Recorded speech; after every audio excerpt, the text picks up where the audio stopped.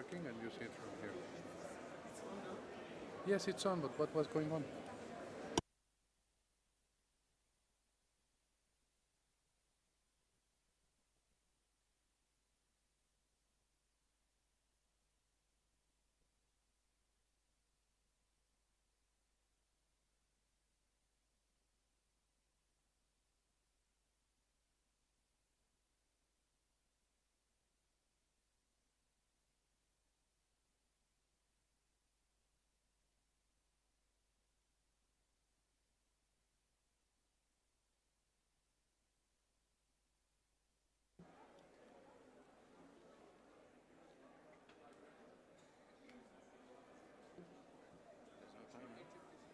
No.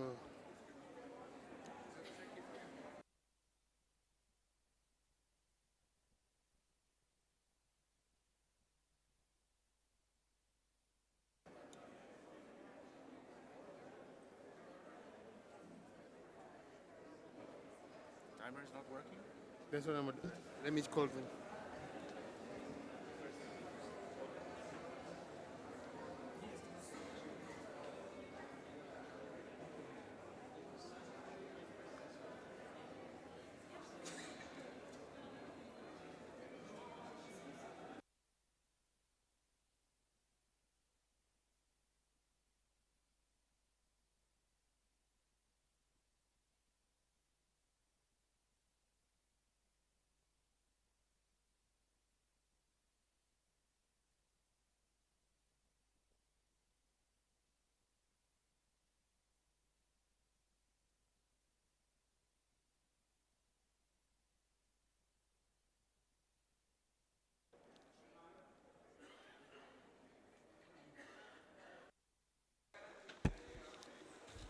Honorable Ministers, Excellencies, distinguished delegates, ladies and gentlemen, good morning. I call to order the 6th plenary meeting of the 4th session of the United Nations Environment Assembly. Before starting this morning's segment of national statements, I would like to invite 3 distinguished speakers to briefly address the Assembly within the time limit set for national statements. I would like now to invite His Excellency Mr. Michael Kutika, Minister for Environment of Poland and President of the Conference of Parties of the UN Framework Convention for Climate Change, to deliver his statement. You have the floor, sir.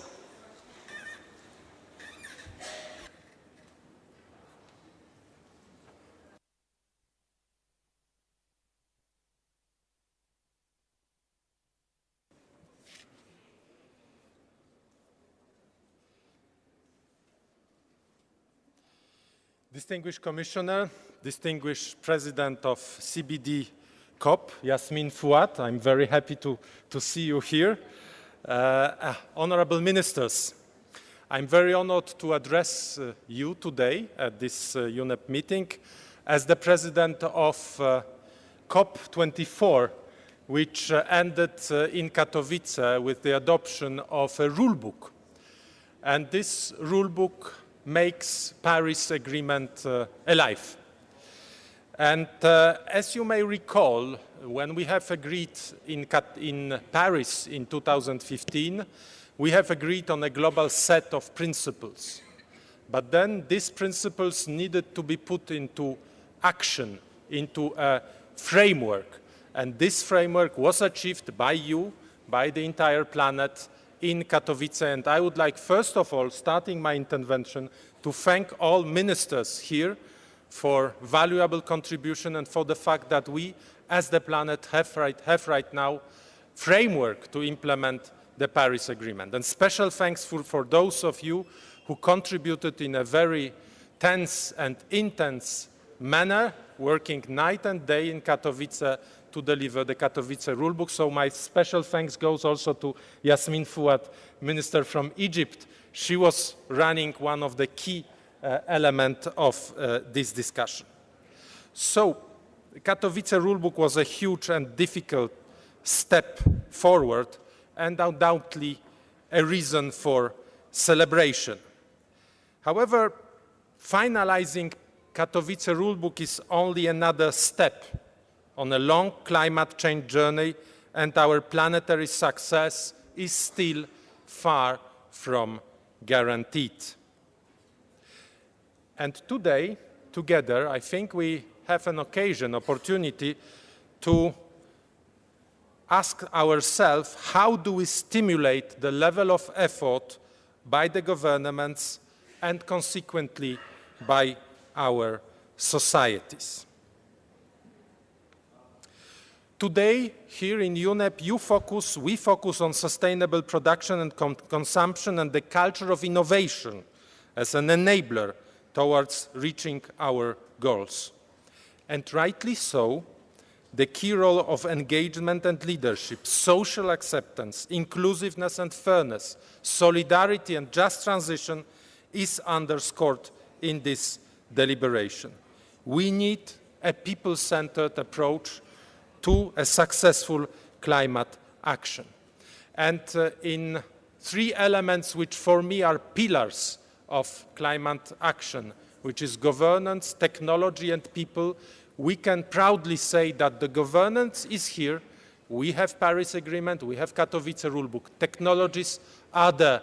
We have a number of technologies which are available whenever it's in photovoltaics, wind technology, clean energy, waste management, electromobility, transportation, all is in place. Right now, what we need is that we need to focus on people. And this is something that we have also marked in Katowice by adoption of Silesia Declaration on Solidarity and Just Transition.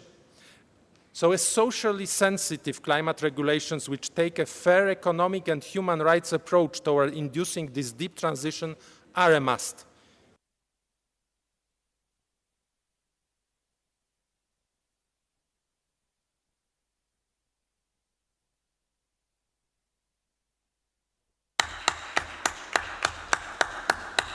I thank you, Your Excellency.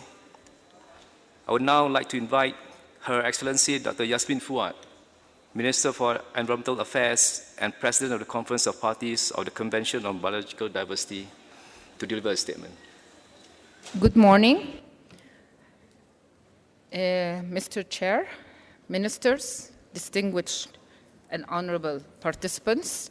25 years ago, in this building, the international community have adopted the text of the United Nations Convention on Biological Diversity. Last November, Egypt has hosted the CBD COP14 with more than 7,000 participants from member states, from experts, from scientists, from civil society.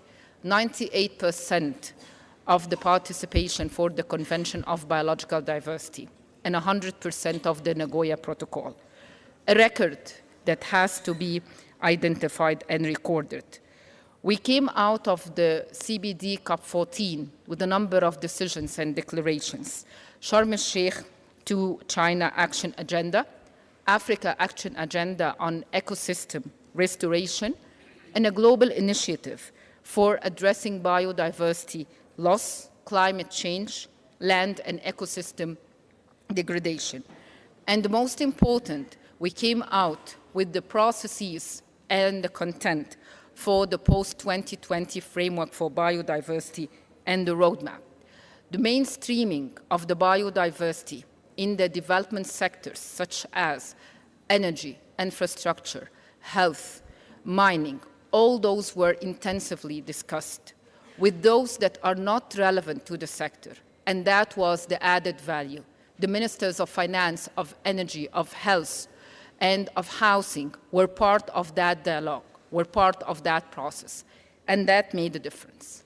Yet, with that 25 years of hard work, nature is aggressively and fiercely shouting and shaking us. We all know that our planet will not sustain our deeds. The first message that should be addressed here to the UNEA is that we have to act boldly, speedily, and collectively, and not acting to fight the loss of the biodiversity, but acting also to fight the adverse impact of climate change and land degradation. Yesterday, we've convened a ministerial dialogue, not even to think of drawing the roadmap or the elements of the roadmap of the post-2020 framework, but also to think that how can we act from here to 2020? We need to work on parallel track. Time is of great essence. My third message is that we need to raise our ambition, and ambitions means commitment and pledges. It is my pleasure to announce that yesterday we have launched the online platform for Sharm el-Sheikh to China. And that was a commitment that myself and my sister, Christiana Pashka-Palmer, have made during the conference. And now it's launched. Every commitment at that time mattered. Every commitment will add value to our process, will save a species, will conserve a wetland or a mangrove, or at least will stop a wrong action to be done. If there is a will, I believe there will be 1,000 ways to achieve our targets. Thank you so very much. Thank you, Your Excellency. We will now resume our session of national statements. Our order for the session is as set out in the speakers list. Should you need to consult the list, our conference room officer will be of assistance. Before I invite our first speaker, I want to remind our delegates that during Tuesday's plenary session, it was decided that a timer will be set in front of the speaker on the left in order to monitor the allocated time of 3 minutes while speaking. Secondly, the microphone will automatically turn off after the allotted speaking time and a small grace period. I urge all delegates to exhibit restraint and make your statement within the allotted time. Please be informed that a video and a written text of statements made will be published on the website of the Environment Assembly. On this note, I would like to remind delegations that have not sent their statements to the Secretariat yet to do so. It is now my honor to invite His Excellency Alexander Thiago, Minister for Environment, Lands and Agricultural Development of Kiribati, to make a statement. You have the floor, sir. Mr. President, Excellencies, ladies and gentlemen, greetings from Kiribati in the Pacific Ocean. At the outset, let me express my deep condolences to those affected by the tragic plane crash in Ethiopia. Mr. President, we are here today because we all have responsibility to secure good health of the planet for the next generation. This is a shared responsibility as citizens sharing common heritage, the Earth. With the environmental dimension of the 2030 Agenda, the SDGs are indeed a good metric of assessing national and international efforts for the health of the environment. Kiribati has moved forward in all SDGs, as outlined in our VNRO report. Our progress is also aligned with the Samoa Pathway, Istanbul Plan of Action, Framework for Pacific Regionalism, and more. These include the achievement of the SDG 15.4 and IG Target 11 with the full closure of the Phoenix Island Protected Area. A ban on the importation of single-use shopping plastic in our battle against plastic. Integration of waste management with agriculture and livestock through organic waste as a means of alleviating youth unemployment, which is high at 54%. Achievement of 15% of our renewable energy target with the introduction of 1.45 megawatts of solar into the power grid. This reduces our carbon emission by 1,400 tons and fuel savings of 450,000 annually. Government collaboration with women and youth to create a national park made entirely of waste materials to promote reuse of waste. Mr. President, our technological and financial constraints mean that circularity is not possible in Kiribati. The absence of recycling facility prompted us to export PET bottles, aluminum cans, and lead batteries for recycling abroad. The rest end up in the landfill.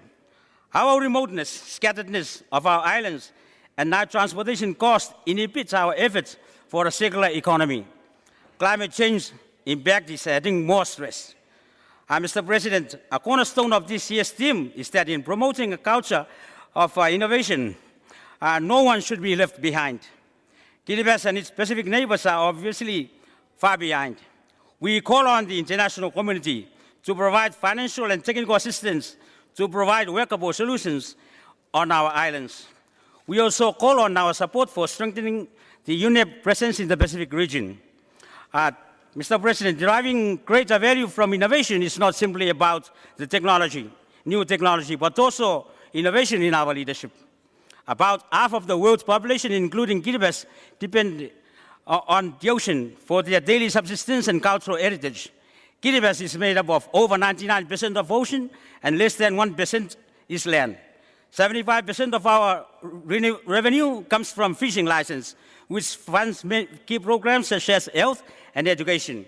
The blueprints of our National Development Agenda for the next 20 years, or KB20, focuses on fisheries and tourism. Both rely on the good health of the ocean. For us and many other ocean states, ocean pollution is too critical to ignore. We need a legally binding instrument to curb marine litter, and most importantly, to protect those whose lives and future depend on the ocean. No one must be left behind. I conclude by bestowing traditional blessings of my country of good health, peace, and prosperity. Thank you. Thank you, Your Excellency. May I now invite the next speaker, Her Excellency Ms. Anita de Leon, Minister of Housing, Land Planning and Environment of Uruguay. You have the floor, ma'am.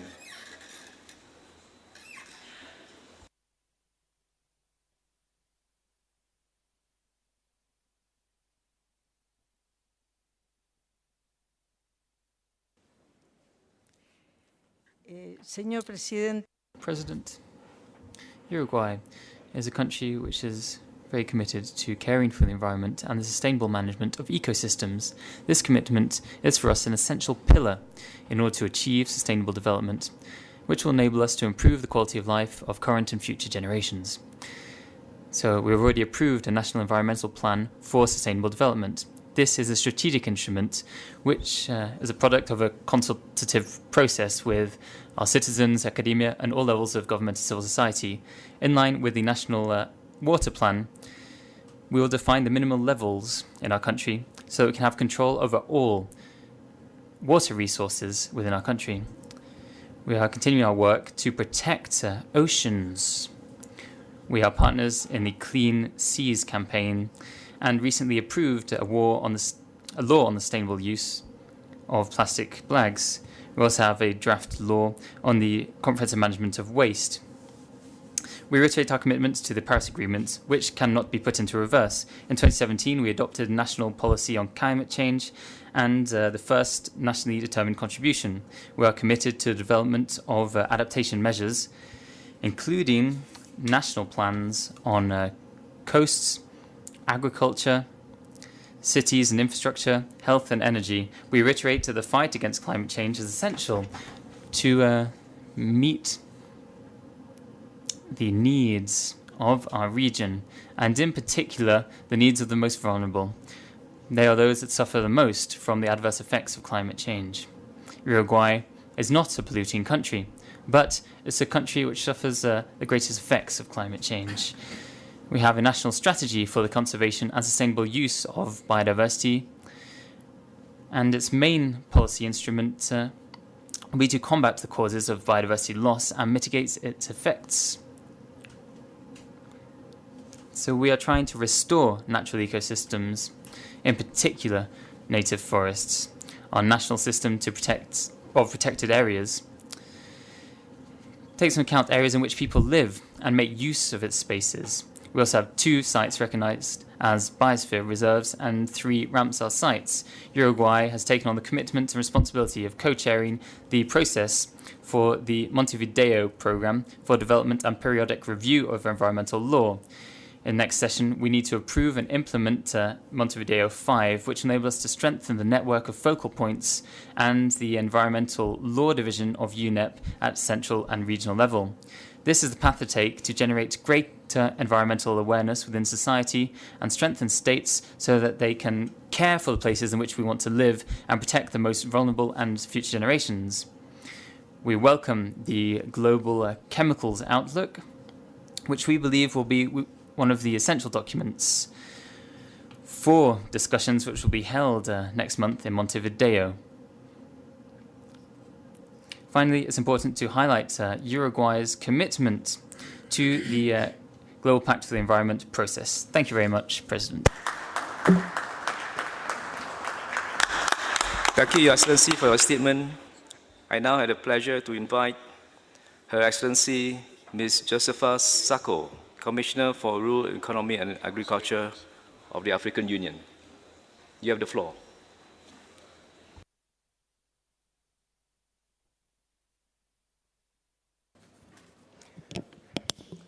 Thank you, Chair. Good morning, Chair. Honorable Ministers, ladies and gentlemen, I bring you warm greeting from the Chairperson of the African Union Commission, His Excellency Musa Faki Mahamat, to this Grand Assembly. The African Union Commission stands in prayers and solidarity to all the victims of the Ethiopian airline plane crash that occurred last Sunday on 10th of March and present its deep and sincere condolences to the government and the family of the victim. Please allow me to register my appreciation to the government and the people of the Republic of Kenya for their warm hospitality, and I also like to applaud the United Nations Environment Programme for convening the 4th session of the United Nations Environment Assembly. Excellencies, ladies and gentlemen, Africa is no longer proud to boast about endowment in terms of natural resources. We want these resources to serve as a vehicle for the realization of our Agenda 2063, the Africa we want, and Agenda 23, the Sustainable Development Goal. However, the continent is not spared from various environmental challenges that have adverse impact on its society, economy, and the environment. Excellencies, ladies and gentlemen, permit me now to quote some statistics. The Global Resource Outlook 2019 on Natural Resources for the Future We Want, published by UNEP, reveals that natural resource extraction and processing makes up approximately 50% of the total greenhouse gas emission, and that the resource-related impact on water stress and biodiversity loss due to land use are even more significant at over 90%. This threatens the realization of the goal of the Paris Agreement and of reducing global temperature rises. Excellencies, ladies and gentlemen, this calls for action at all levels, and at the government level, international organizations, the business sector, non-state actors, and individuals must all contribute towards attainment of sustainable consumption and production pattern. We also need to mobilize finance and technical support required to strengthen developing country in science, technology, innovation capacity for greenhouse economy, for green economy. Excellencies, distinguished delegates, I am glad to inform this noble assembly that during the 32nd ordinary section of the African Union Assembly held in February 2019, the African Union Commission, in collaboration with UNEP, convened a high-level meeting of the African First Lady to launch a continental campaign on banning the plastic use in Africa. We are also working on development on continental framework, including the climate change strategy, the sustainable forest management framework, and various initiatives. Excellencies, ladies and gentlemen, I wish to end this statement by reiterating the willingness of the African Union Commission to engage with all stakeholders and development pattern for sustainable consumption in Africa. I thank you very much. Muito obrigado. Merci beaucoup. Shukran. Thank you, Excellency, for your statement. I may now invite His Excellency Professor Joseph Seka Seka, Minister of Environment of Cote d'Ivoire. You have the floor, sir.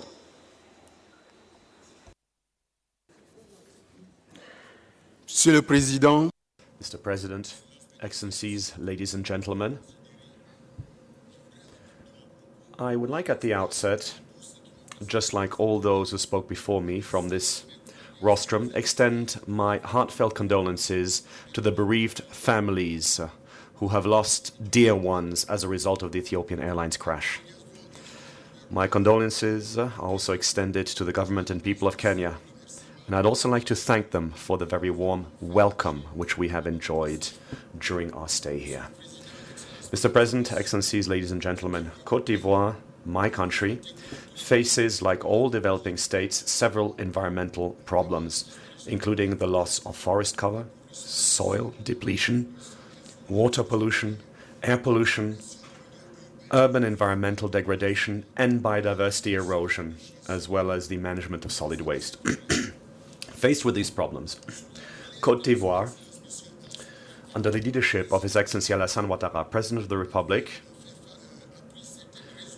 has adopted a number of resolutions and political commitments which can be summarized in 2 points, to wit, the establishment of institutional legal frameworks and support for economic sectors and priority environmental areas.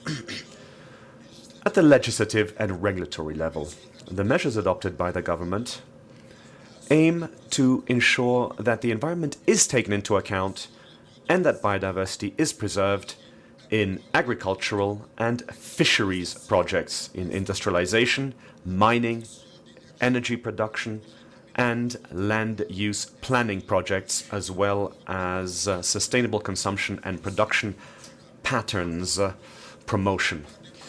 Most of the policies today, strategies and plans, and sectoral projects take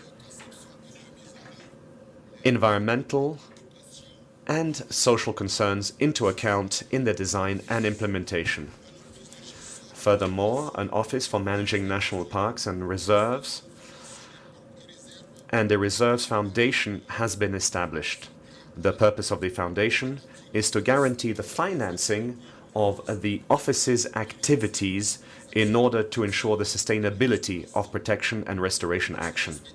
Ladies and gentlemen, at a strategic level, the government of Cote d'Ivoire has adopted, amongst others, a national agricultural investment program and regeneration for the period 2018-2025 to guarantee a more sustainable model of development, one which can face up to climate change.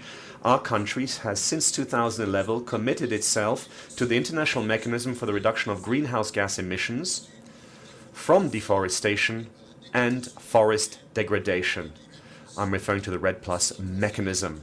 As far as agriculture with zero deforestation is concerned, our country is developing sustainability projects through the Cocoa and Forest Initiative. The conversion of dead to nature has enabled us to achieve a number of environmental projects, including the protection and restoration of protected forest ecosystems.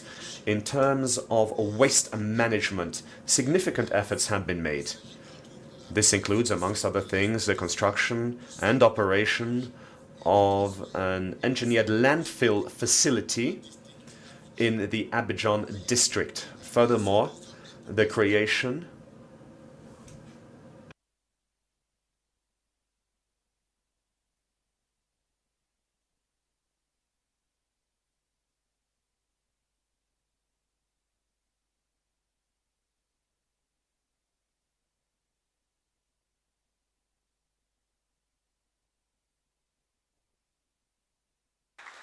Thank you, Excellency. Unfortunately, your time allocated by the Assembly has expired. Kindly send your written statement to the Secretariat so that it may be uploaded on the UN Environment Assembly website.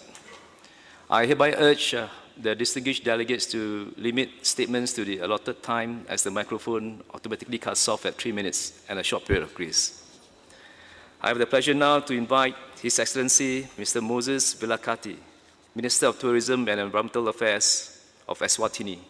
You have the floor. Mr. President, honorable ministers, excellencies, distinguished ladies and gentlemen, it is my pleasure to represent the Kingdom of Eswatini at this high-level environment event. Our sincere condolences goes to the UN family, affected families, and the Ethiopian government for the tragic loss of lives aboard the ET-301. May I also take this opportunity to thank the government of Kenya for the warm hospitality that has been afforded to me and my delegations since our arrival. Your Excellencies, the Kingdom of Eswatini aligns itself with the sentiment expressed by the Africa Group and believes that this assembled theme on innovative solutions to environmental challenges and sustainable consumption and production is more relevant now than ever. This is mainly because we are on a track to ecological and resources collapse if innovative actions on preserving the environment are not given the utmost importance they deserve. Our societies need to adapt in order to provide economic development required to sustain the increasing population. Technology and innovation should be in the heart of our environmental initiatives and is crucial for achieving sustainable development. At policy level, it is especially important to develop an enabling framework and market opportunities for new sustainable systems and products that have a potential to lead into transitions. As countries, we should strive to create such options and technologies. As a country, Eswatini, we are currently establishing a national recognition scheme for the private sector for sound management of waste. It focuses on the role that small, medium, and large businesses can play in waste management. Their interventions will be quantified in monetary terms based on the budget they spend, and they will be awarded the Clean Eswatini tokens. These tokens are classified into bronze, silver, and gold, which would match the investment and contribution made for cleaning the country. Those that further support communities to undertake their cleaning up activities will be awarded the status of environmental champions. Although this initiative is still at its infancy, the Kingdom has experienced an upsurge in waste recycling centers led by communities, municipalities, and businesses. The second innovation at policy level is our Chiefdom Development Planning process, which focuses on a bottom-up policy formulation and implementation process that focuses on local communities as core to development planning. This approach has greatly assisted the country in promoting a community-based ecosystem management where community leaders are at the forefront. Through the process, we have witnessed wetland rehabilitation by communities for improved and sustainable water and fodder availability. In one area alone, local community women reported having made an annual net income approximately $90 from the sale of wetland reeds. The government has recently prioritized ecotourism as a pillar of the next frontier for Eswatini economic growth. The country will adopt a robust investment strategy in tourism, maximizing on our historical, cultural, and natural resources. It is such small initiatives that gives us hope that together we can provide nature-based solutions to environmental problems. Global environmental challenges like climate change, biodiversity loss, waste and pollution costs global nations fortunes that could otherwise be invested in sustainable development, hence the need to focus on options aimed at improving environmental innovations. In conclusion, the Kingdom of Eswatini stands ready to continue collaborating during the course of the Assembly and look forward to robust, ambitious, and implementable.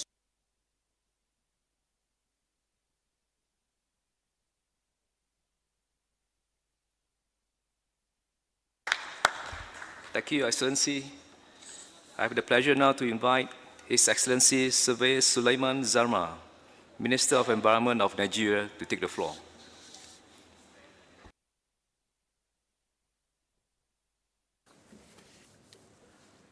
Mr. President, Excellencies, heads of delegations, ladies and gentlemen, please let me convey my heartfelt condolences to the families of the 157 passengers that recently got tragically killed on the crashed Ethiopian Airlines Flight 302. My delegation expresses appreciation to the government of Kenya for the wonderful arrangements made to facilitate hitch-free UNIA 4. Nigeria is pleased to be part of UNIA 4 with the theme Innovative Solutions for Environmental Challenges and Sustainable Consumption and production. Nigeria supports the global efforts, initiatives, and best practices in tackling the ever-challenging global environmental issues.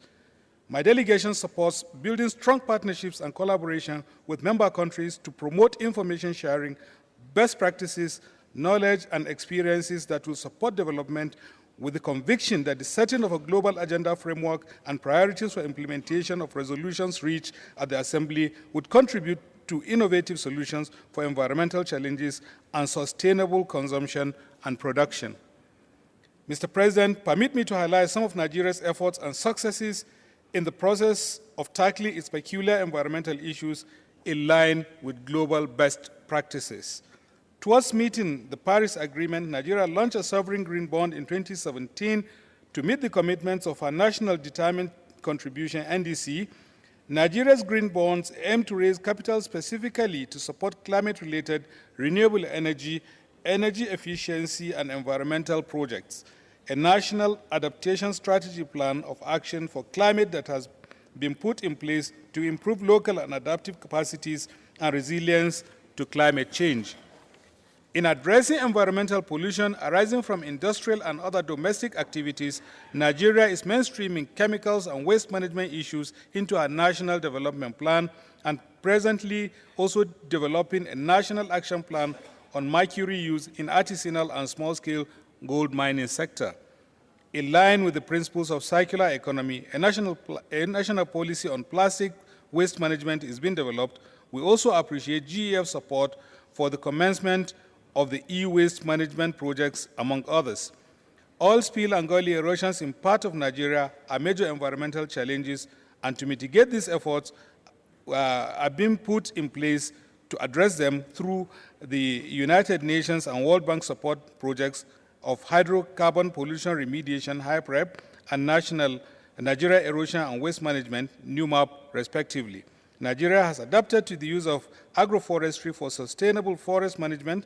Consequently, the adoption of bamboo and rattan has reduced consumption reliance on hardwood. National efforts are in place towards combating illegal trade and loss of biodiversity. Finally, Nigeria commends the efforts of UNEP in scaling up efforts towards tackling common environmental challenges. I thank you for listening, Mr. President. Thank you, Your Excellency, for your statement. I now invite His Excellency Mr. Fadi Jesfati, Minister of Environment of Lebanon, to deliver a statement. Good morning. Your Excellencies, ladies and gentlemen, it gives me a great honor to attend this Environment Assembly and to exchange on pressing global and local issues affecting the environment and the well-being of the people living on this planet. This year's theme of the Environment Assembly is close to Lebanon's priorities. Our government's policy statement of February 2019 has called for the development and adoption of a national sustainable development strategy for Lebanon, which will align Lebanon's development agenda with United Nations Agenda 2030. However, Lebanon is facing key challenges in its environment sustainability, and our environmental situation is significantly exacerbated by the impact of the Syria crisis on our environment, in light of the presence of 1.5 million displaced from Syria, who are adding up to the Palestinian refugees in Lebanon. As I speak, this displaced population in Lebanon constitutes over 35% of Lebanon population, and Lebanon now ranks as the country with the highest number of displaced per inhabitant in the world. While Lebanon has shown exceptional solidarity regarding this crisis, this has come at a high cost at all levels, including a significant environmental impact, stretching our infrastructure and leading to extensive pollution of our water, air, and land resources. Despite these challenges, Lebanon has shown its commitment towards international environmental conventions and set out its agenda on natural resource management and protection.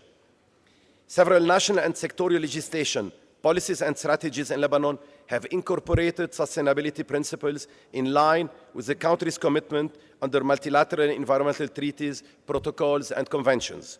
For this purpose, Lebanon calls upon UNEA 4 to strengthen the implementation of resolutions adopted previously, such as UNEA 2 Resolution 15 of 4 August 2016 on the protection of the environment in areas affected by armed conflict.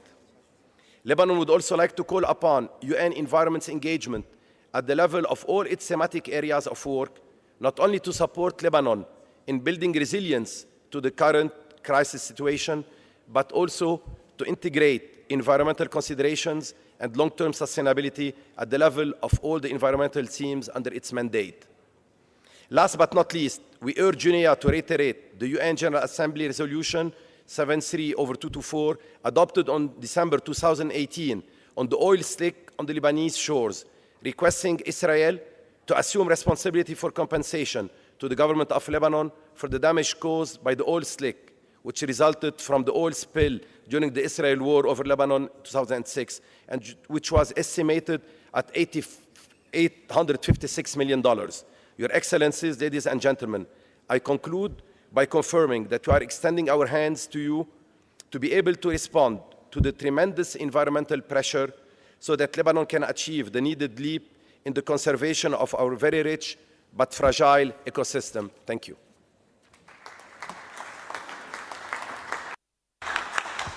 Thank you, Your Excellency. I now invite His Excellency, Mr. Frank Nguema, Minister of Gabon. You have the floor, sir.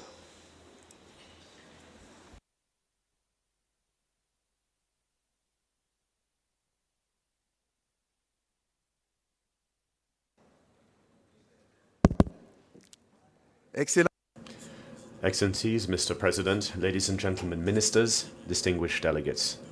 On behalf of the Gabonese Republic, which I have the privilege of representing here, I wish to extend my condolences to the bereaved families of those who perished during the air crash, a great many brothers and sisters who yearned for a cleaner and safer world. Ladies and gentlemen, allow me to extend and express my gratitude to the brotherly people of Kenya for their hospitality. I also wish to congratulate the President of the 4th session of UNEA and the Executive Director of UN Environment for their demonstrated yearning to make our organization a successful one. Ladies and gentlemen, the topic chosen this year represents a problem which is of interest to all states through development which takes into account equality. Indeed, my country, Gabon, faces environmental, economic, and social challenges for which solutions are being considered. First, in the context of the deterioration of the living environment and the negative impacts of climate change force us to take upstream measures to tackle this. This is why Gabon, under the leadership of the President of the Republic, Head of State, His Excellency Ali Bongo Ondimba, here wishes to reaffirm its commitment to implement the Paris Agreement. It is to this end that the government of Gabon has put in place a series of incentives for companies which support the country in its adaptation to climate change, as well as the recovery and management of waste, which is a source of added value and job creation. Our Climate 2019 Action Plan aims to control emissions of greenhouse gases through the promotion of sustainable agriculture, renewable energies, sustainable forest management of our 23 million hectares of forest, and of course the recovery of flared gases in our oil sector. Gabon has set itself the bold objective, as part of its nationally determined contribution, to reduce these greenhouse gas emissions by 50% by 2025. In terms of the preservation of biodiversity, the government of Gabon wishes to focus on the implementation of the Nagoya Protocol for the access and sharing of the benefits of genetic resources and associated knowledge to empower vulnerable populations. Ladies and gentlemen, in our country, we are launching the efficient use of natural resources to produce green energy. We have launched a bold plan for electricity generation, which is 100% clean. Furthermore, for the creation of new hydroelectric dams and solar power plants. And finally, ladies and gentlemen, innovative solutions to environmental challenges and sustainable consumption and production patterns should enable us to move forwards to the phase of action to ensure that we have an impact on the population to reduce poverty in our country and Africa more broadly speaking. Thank you. Thank you, Excellency. I now invite His Excellency Mr. Muhammad Shahab Uddin, Minister for Environment, Forests and Climate Change of Bangladesh.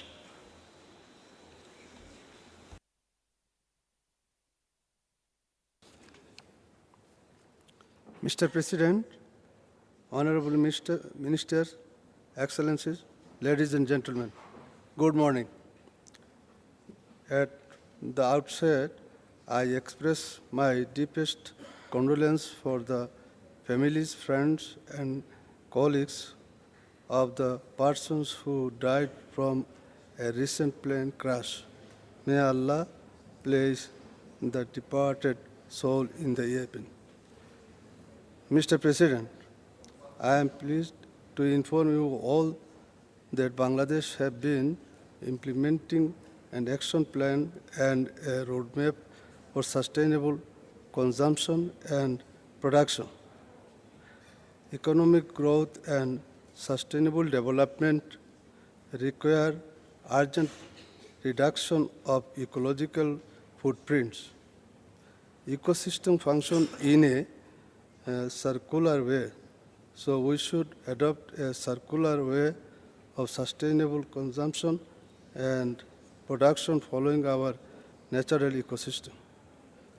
The efficient management of our shared neutral resources and innovative ways of disposing waste and pollutions are imperative to achieve this goal. Mr. President, Bangladesh is a party of Basel Convention and Stockholm Convention and a signatory Minamata Convention of Mercury and follows prior informed consent for cross-border movement of chemicals. Bangladesh is having necessary laws, policies, strategies, programs, and implementing many projects for waste management. As we are generating increasing amount of waste, especially electronic waste, we have come up with an extended producer's responsibility to effectively manage ever-increasing e-waste. Bangladesh is one of the first few countries which banned use of plastic shopping bags. Bangladesh has been recycling plastic waste to produce polyfuel and productive biodegradable shopping bags from the jute cellulose. Mr. President, Bangladesh is a country of rivers and wetlands and has many unique water ecosystems. Mitigation of water pollution has been a challenge. We made effluent treatment mandatory and is going to monitor treatment plants online. We have been implementing zero discharge plants for industrial waste management. We have been implementing Bangladesh Delta Plan 2100, a 100-year plan to make the country climate resilient. Mr. President, Bangladesh has installed improved cook stoves in 1.5 million rural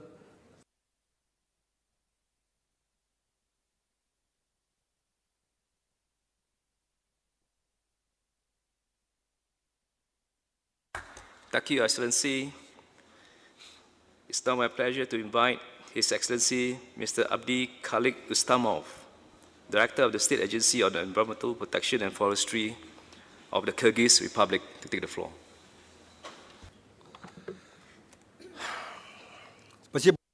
Thank you so much. Chairman, ladies and gentlemen, allow me to welcome you on behalf of the government of the Kyrgyz Republic. At the outset, I should like to express my condolences to the people of Ethiopia and to the bereaved families and friends of the victims of the plane crash. Ladies and gentlemen, Chairman, the Kyrgyz Republic is committed to promoting sustainable and inclusive societies with sustainable consumption patterns and to addressing environmental problems with innovative solutions. We are all aware of the scale of the problems associated with changing the environmental equilibrium. They are gigantic and affect all areas of activity, but most importantly, they jeopardize the very achievement of the Sustainable Development Goals. Now, the Sustainable Development Strategy of the Kyrgyz Republic through to 2040 has led to the adoption of a concept of the green economy, which has been adopted, and action plans in the field of climate change, biodiversity conservation, and sustainable management of chemicals have been developed and implemented. Kyrgyzstan, as a mountainous country, actively participates in international mountain movements to include the issue of sustainable mountain development issues and to protect the interest of mountainous countries on the agenda of the international community, and the adoption of decisions aimed at achieving sustainable development. Now, the consistent policy of Kyrgyzstan aimed at promoting sustainable development in mountainous regions is demonstrated by the initiatives announced by a country at a global level, which remain topical today. So, in order to identify new ways of development for a prosperous future for mountainous regions, in 2018, Kyrgyzstan held the 4th World Mountain Forum in order to draw the attention of the world community to the threat of extinction of the snow leopard and the preservation of its habitats. Upon the initiative of the Kyrgyz Republic, a World Forum on the protection of the snow leopard was held. This initiative was backed by the 12 countries covered by the snow leopard's habitats, and the adoption of the global program and conservation of the snow leopard and its ecosystems was adopted in order to achieve the Aichi goals and ensure the conservation of unique natural systems and biological diversity. Over the last few years, we have created 3 new protected areas, and we have planned to create a further national plan this year, and Kyrgyzstan will come close to fulfilling its objectives under the Convention for Biological Diversity. We set ourselves the task of introducing procedures to take into account the parameters of restoration opportunities and the potential capacity of ecosystems in the planning of the social and economic development of our country. The task of integrating the value of biodiversity into economic decisions and the development, or developing rather, a proper monitoring system in all areas of natural resource management is connected to the requirement to integrate sustainable development issues into the strategy, or rather into our strategic planning system. Now, the issues of ecologically safe disposal of solid domestic and hazardous waste also remains topical in our republic, something which we have inherited from the Soviet Union. We are currently undertaking initial measures to gradually ban the use of plastic bags,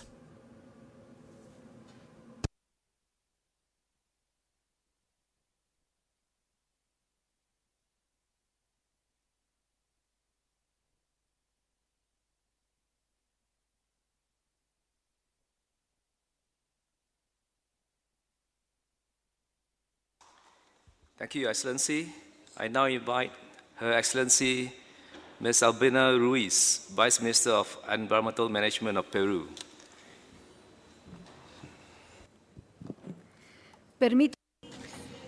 Allow me to begin this statement by expressing Peru's solidarity with the families and friends of the victims of the terrible plane crash on Sunday, 10th of March.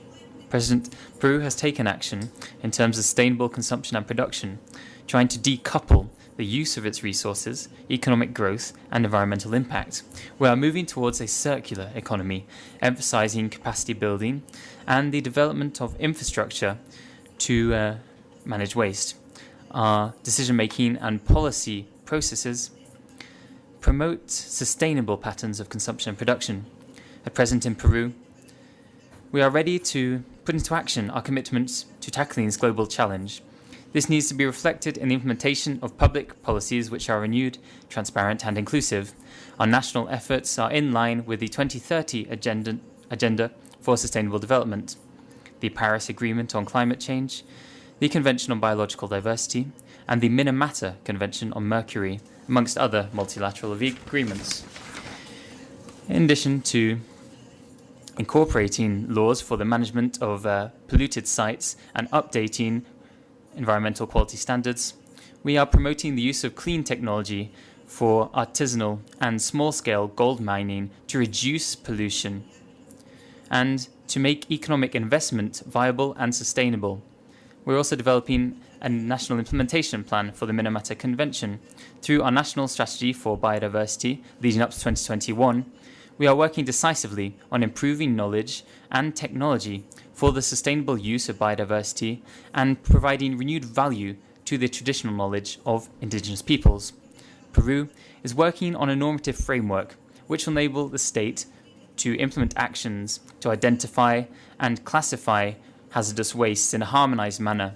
In order to minimize risks to health and the environment, we have strengthened public policies for green growth and eco-efficiency through the approval of a law which regulates the use of single-use plastics, taking into account their life cycle, the actors involved, and the value chain, in order to reduce the adverse impact of single-use plastics and freshwater marine litter. We've improved the air quality of our cities, promoting more efficient and clean vehicles and fuels, promoting electric mobility, and working in a coordinated manner for an industry with fewer emissions and which is more eco-efficient. We have a strategy to fight against the adverse effects of climate change, to improve the quality of air and the health of persons, at the initiative of Argentina, Chile, Costa Rica and Peru. During this assembly, we will adopt for the first time a resolution on sustainable mobility. Peru promotes dialogue with the private sector through participatory processes to develop environmental policies and information and awareness raising campaigns for citizens in general, through educational programs and awareness raising programs on social and environmental matters. Finally, we reiterate the need to have international financial and technical cooperation to strengthen our scientific and technological capacity, which is essential alongside national efforts. Under this perspective, we call for strategic public, private and regional alliances in coordination with all bodies of the United Nations system, including civil society and private sector, under a framework of sustainable development which generates opportunities for future generations. Thank you very much, President. Thank you, Excellency. The pleasure is now for me to invite His Excellency Mr. Simon Still, Minister of Environment and Energy of Grenada. Thank you very much, Mr. President, distinguished delegates. I'm here as a representative of a small island developing state for whom this year's theme, Innovative Solutions for Environmental Challenges and Sustainable Consumption and Production, resonates greatly. On a daily basis, we face a myriad of environmental challenges in our quest to develop sustainably. Challenges ranging from unprecedented declines in our biodiversity, increasingly active hurricane seasons, and sargassum inundation to the scourge of plastics in our seas. We've responded to many of these as best we can by strengthening our policies and institutional structures, introducing new regulations such as the banning of styrofoam and a range of single-use plastics, and ecosystem-based adaptation efforts, to name but a few. However, in our view, these are just business-as-usual responses, which, while helpful, do not get to the core of the challenges that we face. We have to dig deeper and develop solutions that get to the heart of the matter, solutions that do not just tinker with the symptoms, but also address the underlying causes of the challenges that we face. If we look at the question of the loss of global biodiversity, underlying this trend are the ravages brought on by climate change. So, as we reflect on developing innovative solutions, We have to look towards aligning the work that we are doing here with the work that we are doing in the climate change arena. These solutions can take a number of different forms, starting with the need for the rapid reduction in greenhouse gases in line with the Paris Agreement goal of 1.5 degrees C. With energy production and use being the single biggest contributor to global warming, addressing this problem at scale and with speed clearly gets to the heart of the matter. A rapid transition to renewable energy and energy efficiency solutions must be a priority. Grenada is currently developing a transformative project with UN Environment, the Caribbean Development Bank, and with the support of the Green Climate Fund to enable us to leapfrog to high efficiency LED lighting and energy efficiency cooling devices in a permanent and sustainable manner.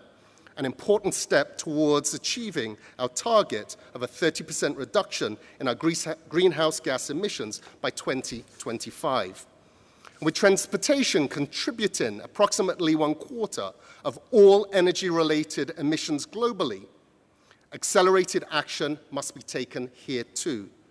The UN Environment's Global Electric Mobility Program seeks to do just that. And with the participation of small island developing states, although our contributions to greenhouse gas emissions are low compared to larger, more developed regions, we can be more fleet of foot than those larger nations in demonstrating from policy development through to implementation an ambitious transition and to become global exemplars as to how this challenge can be tackled in a very practical way. However, developing the innovative solutions without the means to adequately finance them would be an exercise in futility. Access to new and additional financing sensitive to our needs and capacities as small island developing states is therefore critical. So to end, we champion the call for a full and timely replenishment of the Green Climate Fund and the required support for other grant and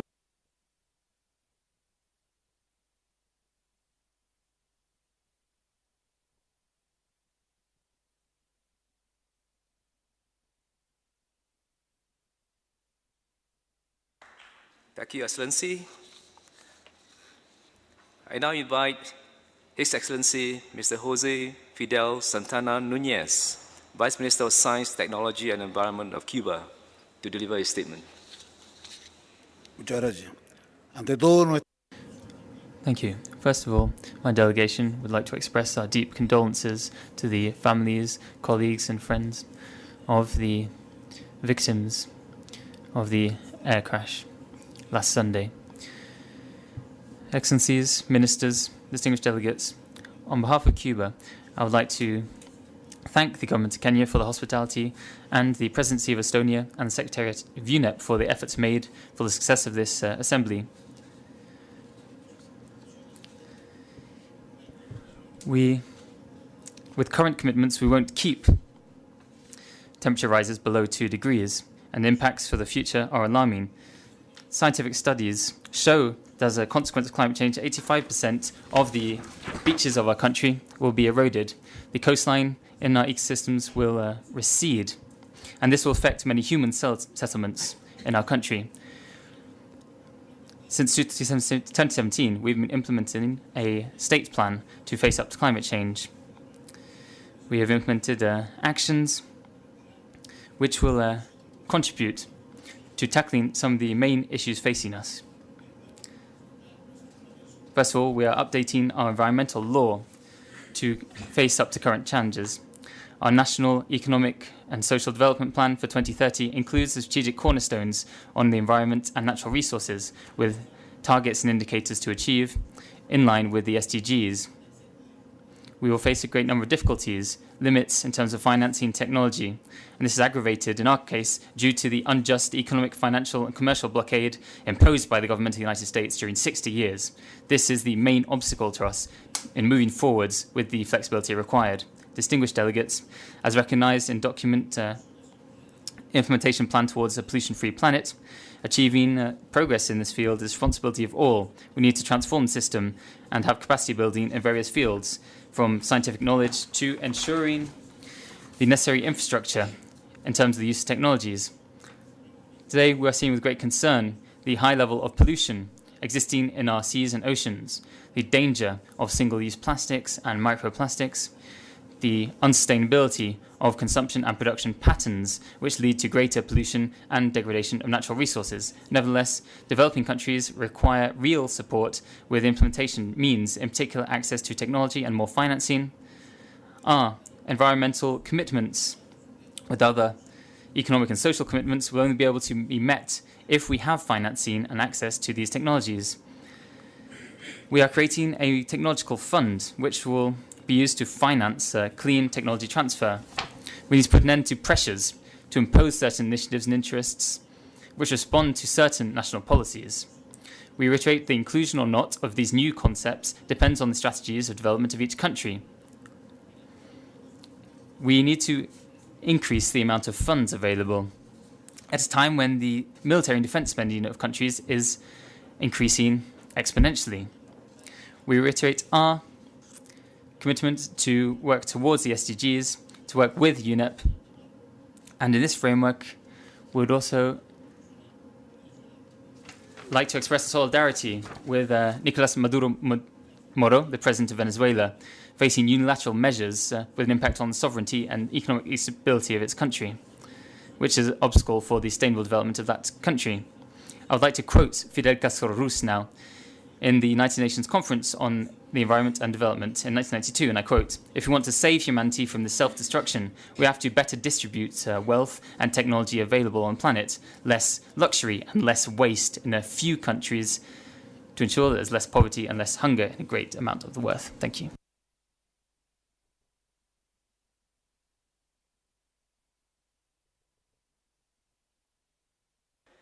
Thank you, Your Excellency. May I now invite Her Excellency Ms. Bernadette Maria Jagger, Deputy Minister of Environment and Tourism of Namibia, to deliver a statement. Thank you very much. Your Excellency, Mr. President, Your Excellencies, ladies and gentlemen, greetings from my country, Minister of Environment and Tourism, Mr. Pohamba Shifeta. May I take this opportunity to express our deepest and sincere heartfelt condolences to the families and nations that recently lost their loved ones on an Ethiopian airline. Our thoughts and prayers as Namibians are with you. The theme of this assembly, Your Excellencies, come at a time the world needs innovative solutions to address the many environmental challenges and find sustainable ways to produce resources the world needs to meet its current demands. Meeting the world's current demands should not be at the expense of future generations. Therefore, putting an end to the current production and consumption patterns that are increasingly contributing to biodiversity loss, land and ecosystem degradation, pollution, soil erosion, and exacerbating change in climate and increasing poverty is of paramount importance. Namibia has taken a firm approach towards protecting and managing the natural resource base for economic and social development.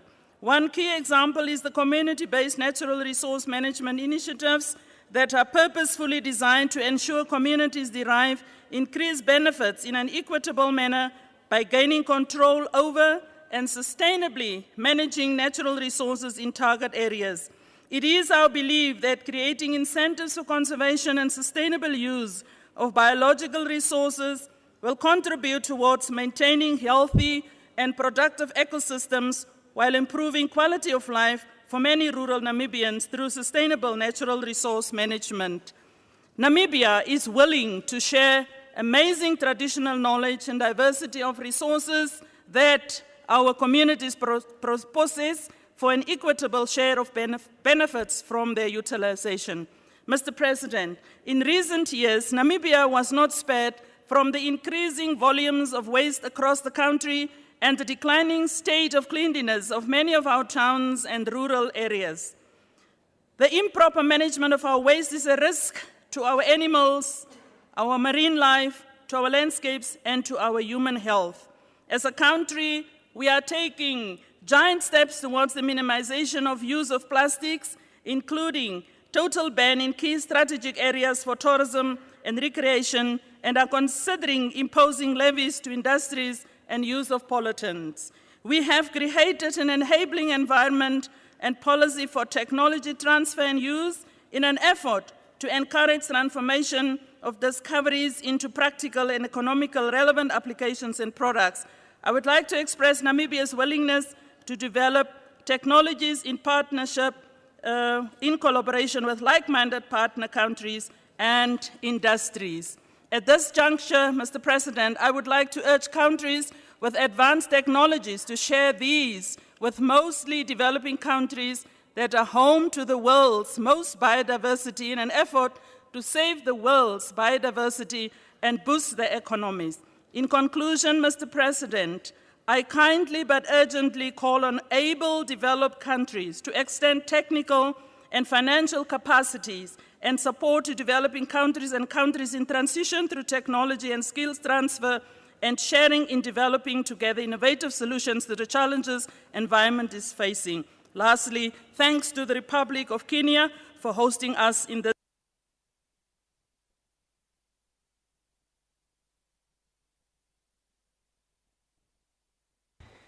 Thank you, Excellency. I have the pleasure now to invite Mr. Wilfred Derry, Head of Delegation of Monaco, to deliver a statement.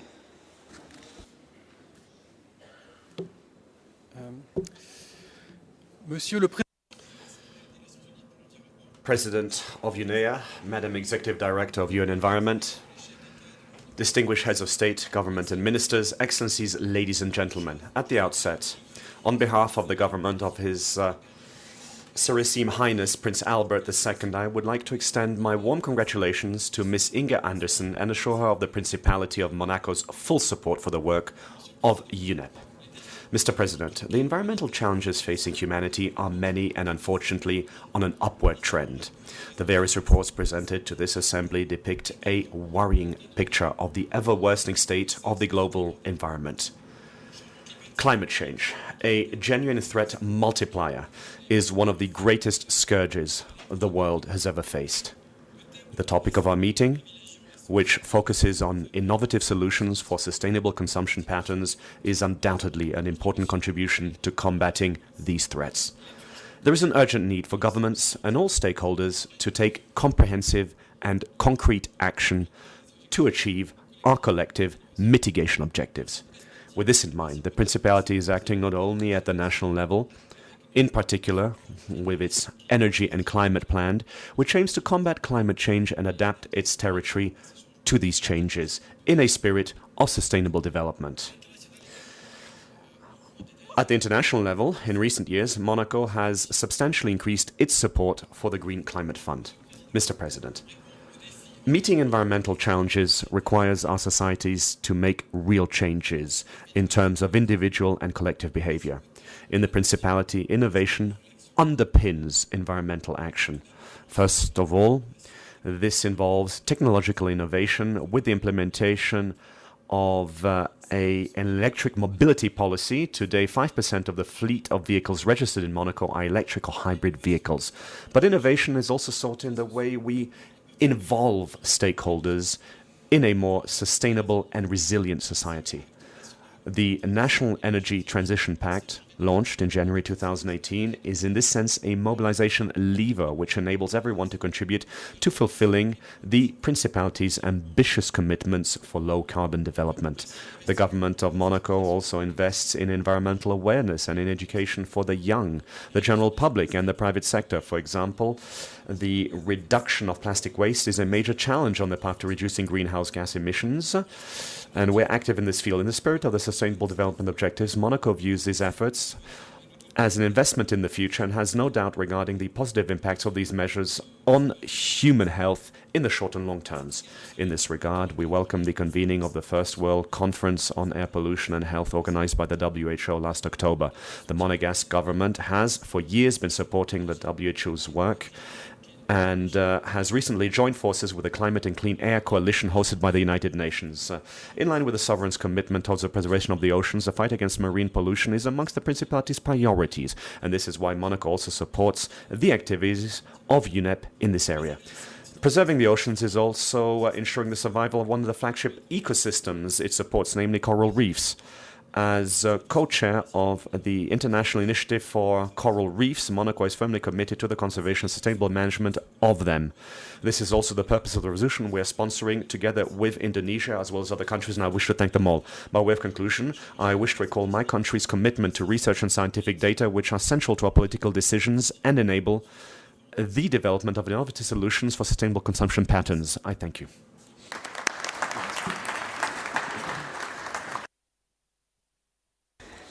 Thank you, Excellency. It's my pleasure now to invite His Excellency Ambassador Mr. Hatem Landulsi, Head of Delegation of Tunisia, to deliver a statement. Thank you. السيد الرئيس، السيدات والسادة الوزراء. Thank you very much, President, Ministers, delegations and representatives of international organizations. First and foremost, please allow me to express my condolences following the plane crash of Ethiopian Airlines. I would also like to thank the Republic of Kenya for the warm welcome shown. I would also like to thank UNEP. The global population is consuming nearly twice what the planet produces at present. If patterns of production and consumption persist in 2050, we will need 3 planets to sustain ourselves. In addition to climate change, other extreme climate events such as floods, a rise in sea levels, amongst others, are being seen. We also have a great amount of pollution affecting all land, seas and soils. We need more sustainable ways to manage natural resources. We need greater efforts, greater cooperation for greater sustainable development.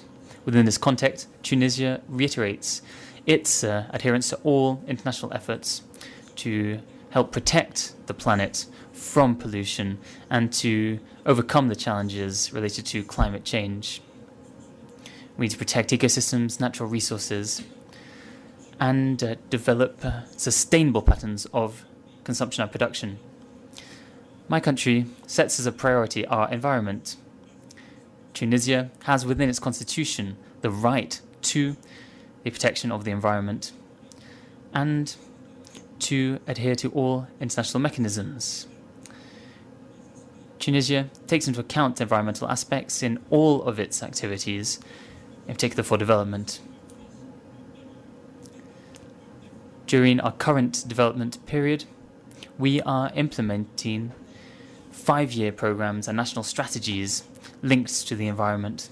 Tunisia has begun to implement activities such as the following: the development of sustainable patterns of consumption and production in partnership with the private sector and the public sector,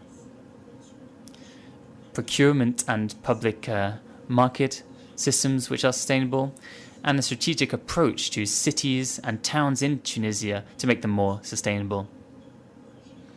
We're also adopting a model and pilot project for urban areas integrating sustainable development models. Work in the environmental and sustainable development fields are also linked to legislation and the development of new laws. Within this context, our country has highlighted the importance of the transformational process towards sustainable modes of production and consumption, with pilot projects such as a project to eliminate plastic bags. We have a governmental decree in this area which prohibits the use of single-use plastic bags. We are working towards emissions reduction for greenhouse gases. International and regional cooperation is very important in this regard to transform global economies, to shift them towards increasingly green and environmental modes. South-South and North-South cooperation is very important in this regard as well. Innovative solutions need to be implemented and shifted from developed to developing countries. Thank you.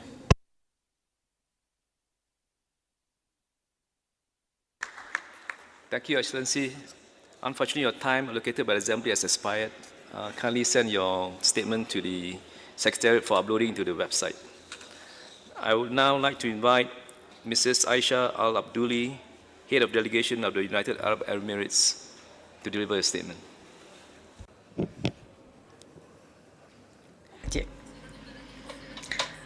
Your Excellencies, ladies and gentlemen, it is my pleasure to convey to you the greetings of the United Arab Emirates. We deeply appreciate the efforts of the UNEA in order to help the environment, and we would like to express our deep, heartfelt condolences to the victims of the plane crash.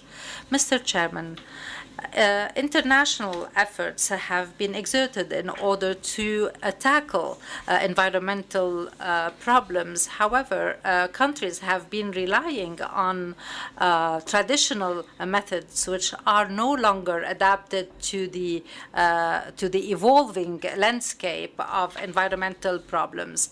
In the UAE, since the very beginning, we have adopted policy under the guidance of our leadership in order to adopt creativity and nurture a creativity environment and the climate. We are adopting, for instance, the project to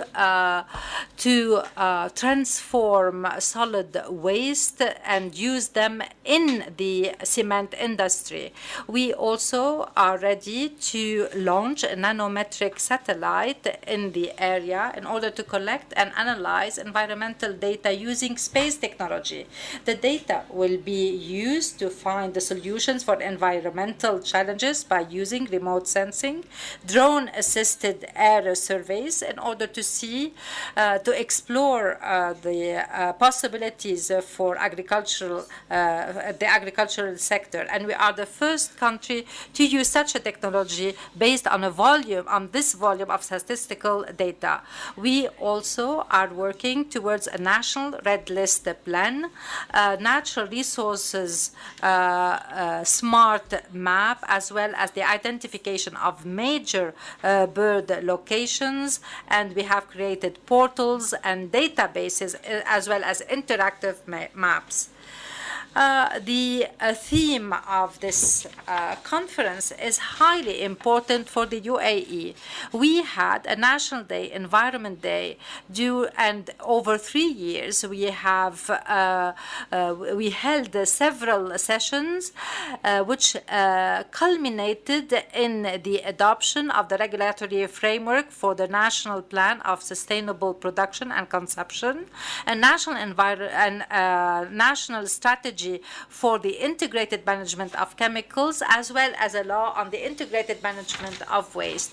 We are relying on innovative solutions.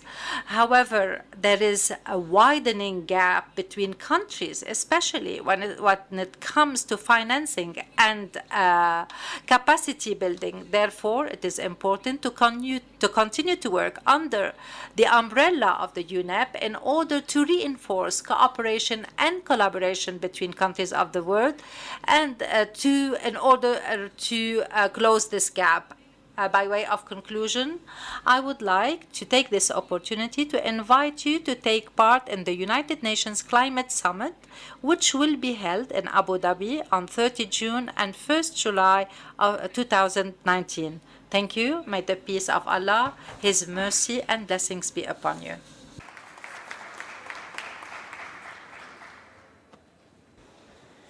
Thank you, Mrs. Aisha. It's now my pleasure to invite His Excellency Mr. Duke Lefoko, Head of Delegation of Botswana, to deliver your statement. Thank you, Excellency, Mr. President, Excellencies, ladies and gentlemen.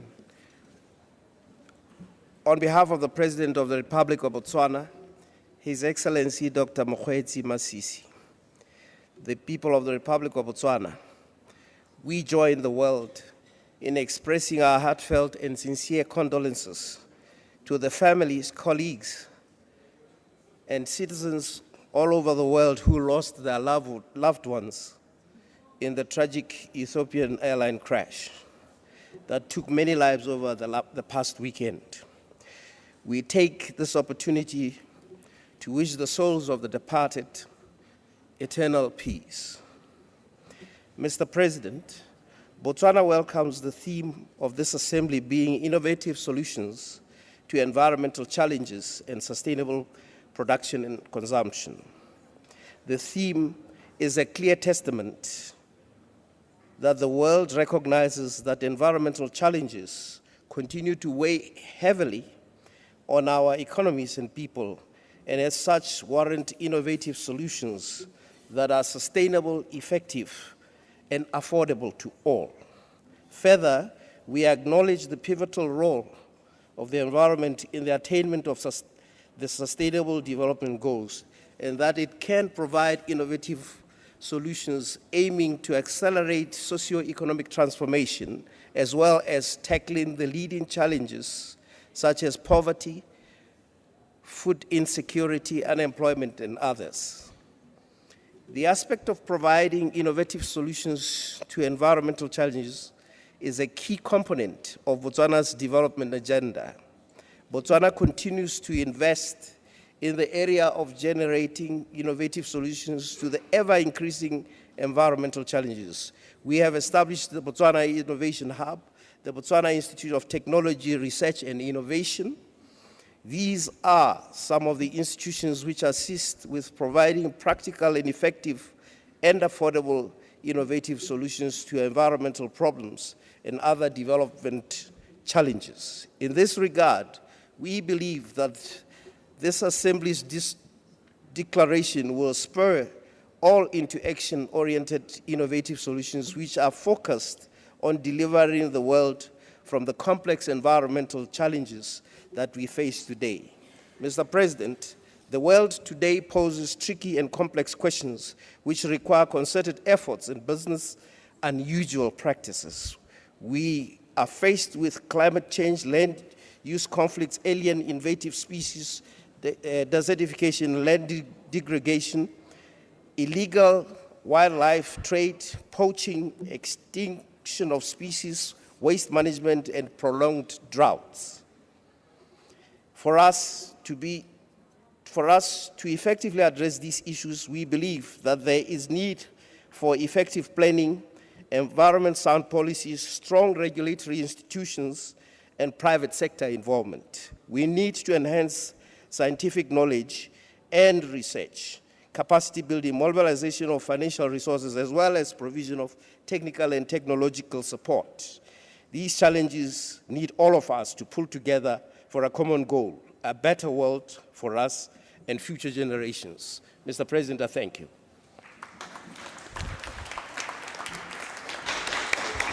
Thank you, Mr. Duke Lefoko. I now invite Mr. Rahul Chabra, Head of Delegation of India, to deliver his statement.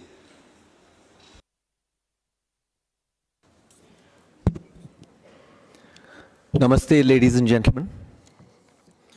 At the outset, we stand with colleagues of the world community in expressing our condolences and thoughts for those who have lost their lives in the very tragic accident before the start of this meeting. The Indian team also lost a very dynamic colleague, Ms. Shikha Garg, who was intimately involved in the preparations of UNIA 4.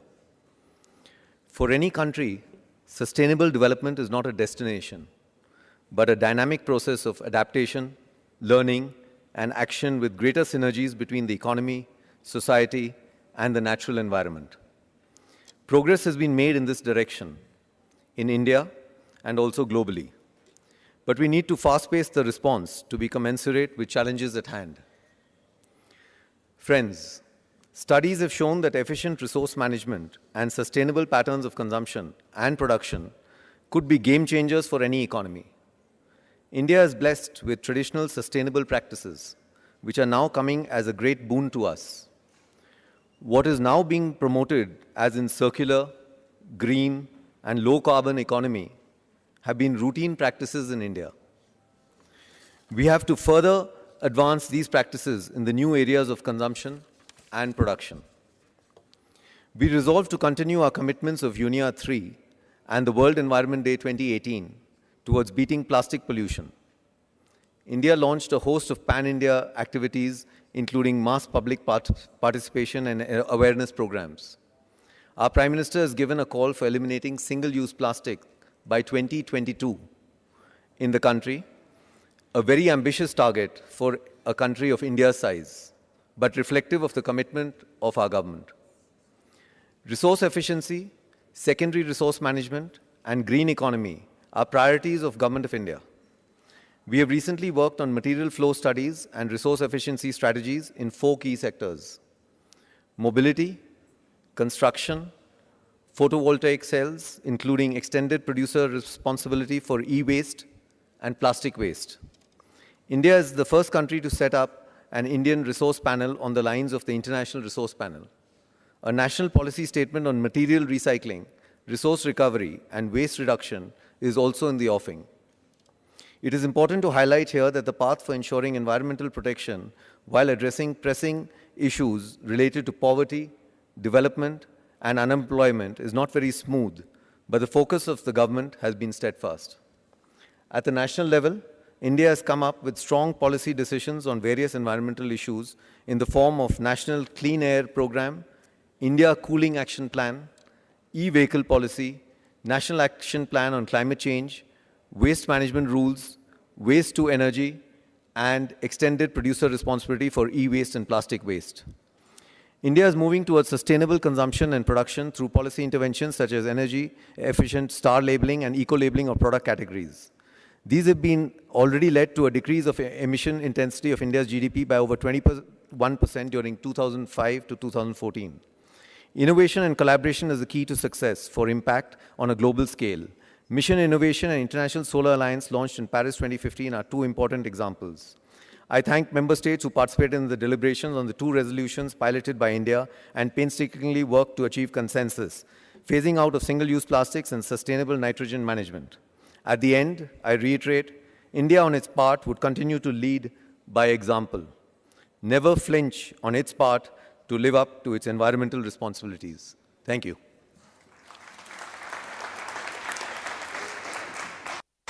I thank Mr. Rahul Chabra for your statement. It's now my pleasure to invite Her Excellency Ms. Enida de Leon, Minister of Housing, Land Planning and Environment of Uruguay, and Her Excellency Ms. Isabella Lövin, Minister for Environment and Climate and Deputy Prime Minister of Sweden, to take the floor to deliver a joint statement for the High Ambition Alliance. Excellencies, colleagues, ladies and gentlemen, pollution on this planet has never been worse. The impact on our people has never been deadlier. There's an urgent need to act and tackle the chemical risks on the health and on the environment. We now have a unique opportunity to work towards an ambitious framework on chemicals and waste planned for adoption in 2020. And we are under pressure. Today is already mid-March, and it's evident that we will not reach the SDG target for 2020 for the sound management of chemicals and waste. We are overwhelmed with facts on impacts on health and the environment that shows that the burden of disease from chemicals has been estimated at 1.6 million lives in 2016. This is not acceptable, and we need to step up efforts. This is why Uruguay and Sweden last year took the initiative of the High Ambition Coalition on Alliance on Chemicals and Waste. We're a group of ministers and senior representatives from governments, intergovernmental organizations, industry and civil society committed to work together. We speak here today as co-chairs of the High Ambition Alliance on Chemicals and Waste. The Alliance has met during UNIA. We feel confident that we together will realize our ambitions. For this, we need political commitment and ownership by the stakeholders. We have agreed to ensure a healthy life and a sustainable, safer planet for all. raise awareness about the urgency to act on chemicals and waste, work for a strong enabling framework on the sound management of chemicals and waste beyond 2020 to be endorsed by high-level political bodies such as the UN General Assembly. The framework needs an inspirational vision and measurable goals. Independent input from science is necessary. We urge governments and stakeholders to join us in the High Ambition Alliance to strengthen the intentions by 2020 and thereafter. We need a framework that will lead to benefits for human health and the environment and a sustainable development for everyone, everywhere. Thank you very much.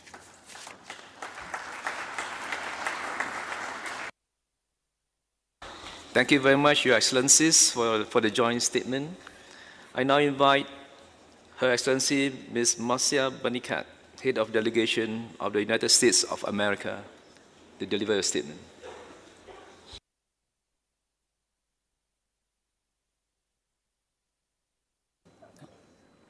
Good morning, Excellencies, Ministers, colleagues. I offer our most heartfelt condolences to all those who lost friends, colleagues, and loved ones in the Ethiopian Air Flight 302 crash on Sunday. The heart remembers what it has loved best. I am grateful to the delegations, the stakeholders, and UNEP staff, all of whom worked tirelessly to prepare for this assembly. I congratulate the incoming Executive Director, Inger Anderson, and heartily thank Acting Executive Director Joyce Msuya and Minister Sim Kistler for their commitment and steady hands to ensure the success of this important gathering. It is inspiring and appropriate that we gather as a group representing nearly every country on the planet, joined by industry, civil society, and academic partners. Solving the environmental challenges we face will require cooperation from every sector. How appropriate that the theme of this assembly features innovation. Innovative technology is fundamentally changing the way we live, work, and relate to one another. There is no historical precedent for the speed at which our lives are being transformed by technology, and it has the potential to transform environmental protection as well. But innovation isn't simply a function of new technology. Vision and creativity can inspire innovative solutions. The United States has a long history of innovative problem solving. For example, one U.S. company conducted a life cycle assessment of the energy needed to use its products and found washing machines using hot water with laundry detergents are energy guzzlers. Acting on this information, it developed cold water detergents and is at the forefront of efforts to encourage cold water laundering. Here in Kenya, the U.S. Forest Service works with partners in the Environment Ministry and elsewhere on the Kenya Water Tower Climate Change Resilience Program. This innovative program supports informed implementation of climate change adaptation and resilience by developing informed data and information. Among the concrete results is an ecosystem services valuation and climate change vulnerability assessment for each of the 3 priority water tower ecosystems. The search for new and smarter ways to support development is a key driver of innovation. Today, innovation can play a crucial role in decoupling development and environmental degradation. Innovation is also rooted in questioning the assumptions behind the way we do things. That is basic to the human spirit. Questioning the status quo is the first step to changing it. This assembly is an opportunity for us to ask those questions to solve some of the most complicated and crucial problems humans have ever confronted. How can we combat biodiversity loss while sustaining the livelihoods of those dependent on fishing and farming? How can we keep plastics out of our oceans? We have made great strides over the past 2 weeks.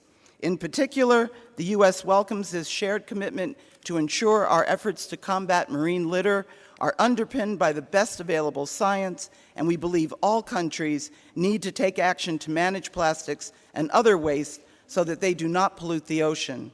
We have been very pleased to see the G20 take on this issue, including the work of the Japanese presidency in 2019.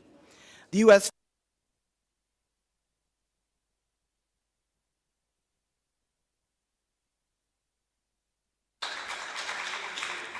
Thank you, Ms. Benecat, for your statement. You may wish to send your statement to the Secretariat for uploading into the website. It's my pleasure now to invite Mr. Francis Maynard Malion, Head of Delegation of the Philippines, to deliver his statement.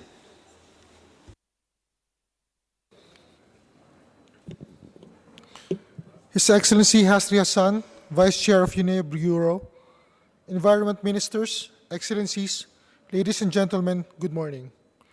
The Philippines welcomes this opportunity through the United Nations' highest environmental decision-making body to collectively explore and agree on innovative solutions to address environmental issues such as biodiversity loss, climate change, environmental degradation, pollution, alongside worsening poverty conditions and widening socio-economic divide. After decades of negotiations resulting in multilateral environmental agreements of every kind, we should have at least made a dent in the gargantuan task of cleaning up the environment, halting and reversing biodiversity loss, and drastically reducing our emissions. But are we succeeding? Now, more than ever, is the best time to seriously take stock of what we have accomplished thus far and build on these efforts to unequivocally, ambitiously, and innovatively move forward and not backwards with concrete actions towards building sustainable and resilient societies. As one global community, mindful of varying capacities and resources and consistent with the principle of common but differentiated responsibilities, we need to strive for sustainable consumption and production patterns, using a complete full life cycle approach across our global economy with the people and planet at the forefront as spelled out in our SDGs. For our part, as a mega-diverse country, the Philippines is ready to do its share, even as on a per capita, our consumption rate is lower than the global average, as we seriously pursue the formulation and eventual implementation for sustainable consumption and production plan. This is also in line with our President's directive to make environmental protection and ensuring sustainable development for all a top priority of his administration. Leading this effort is our Department of Environment and Natural Resources, which has vowed to be more aggressive in enforcing environmental laws and regulations this year to sustain the momentum created by the 6-month rehabilitation of Boracay, the agency's centerpiece accomplishment in 2018, and Manila Bay this year. The Philippines also remains committed to its roadmap and action plans for biodiversity conservation, climate change mitigation and adaptation, food security, renewable and clean energy, and the attainment of the SDGs. Excellencies, we are running out of time. As we speak, the cause of our procrastination in addressing our abuses against our global commons and natural capital is already haunting us. Our unsustainable human consumption patterns must be curbed so we can still leave behind a world where future generations can still pursue their own sustainable development aspirations and not stolen from them. We hope that by UNEA 5 and beyond, we are already implementing actions in a consistent, fair, and equitable manner.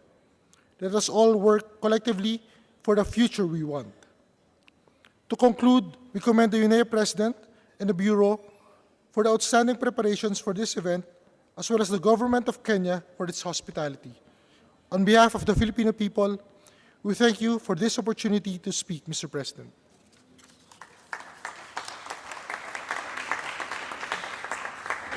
Thank you, Mr. Maynard Malion, for the statement. I now invite His Excellency Mr. Malik Abin Aslam, Head of Delegation of Pakistan, to deliver a statement. Bismillah ar-Rahman ar-Rahim. Excellencies, ladies and gentlemen, at the onset, I offer Pakistan's sincere condolences and deepest sympathies for the victims of the unfortunate air crash on 10th March. Pakistan shares in the tragic grief and huge loss. Mr. President, in line with the current UNEA focus, I want to assure you of Pakistan's fullest support in carrying forward the agenda for sustainable consumption and production consistent with the objectives of the SDGs.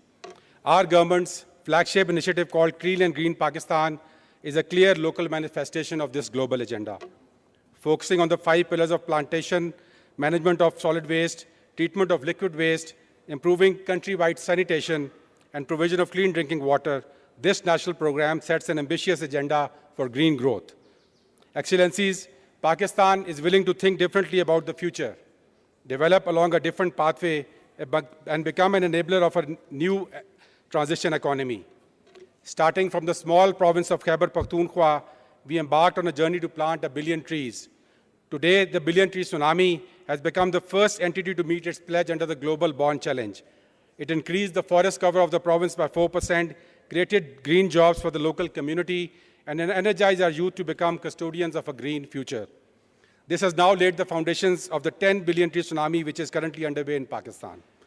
This green political will is also manifesting itself in other areas, including our increasing mangrove cover, our focus on renewable energy, and also in the transport sector, where Pakistan has just finalized a zero-emission metro bus system for the city of Karachi. Another innovative initiative called Recharge Pakistan aims to turn the climate crisis into an opportunity by diverting floodwaters to restore wetland ecosystems as well as recharge our groundwater.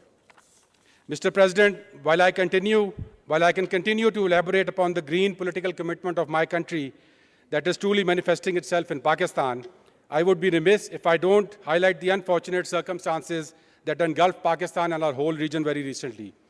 On the 26th of February, a protected forest reserve and a globally significant carbon sink in Pakistan became the target of unprovoked aggression. A brazenly unlawful air incursion into our territory, while hastily fleeing back, dropped its entire payload onto a pristine reserve forest and an area protected for natural regeneration under the Billion Tree Tsunami. The area was duly registered under the Global Bond Challenge, so it was not just a local but a globally valued natural asset. This deplorable strike was clearly a strike against nature.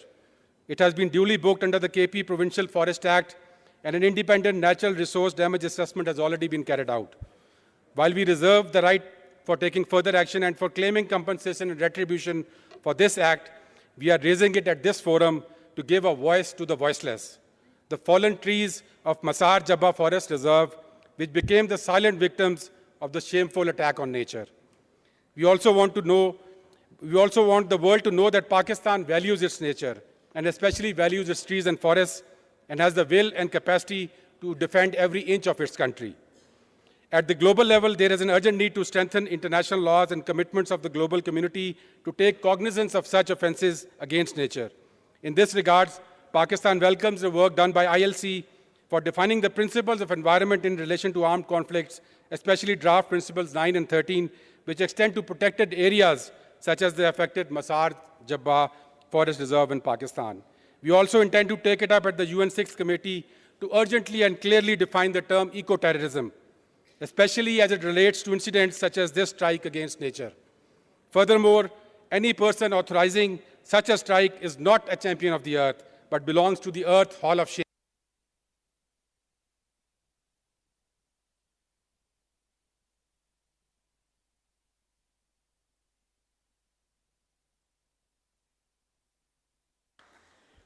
Thank you, sir, for your statement. I now invite Ms. Susan Muhammad Al-Ajawi, Head of Delegation of Bahrain, to deliver a statement.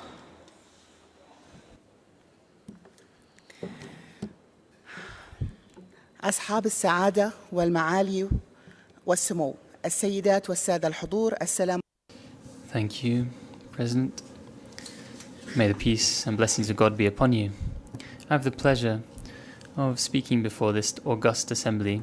I'd like to pass on the best wishes of Bahrain in order to ensure this is a successful UNEA 4. We'd also like to express our sincere condolences to the Kenyan government and to all the families and loved ones of the victims of the Ethiopian Airlines crash. President,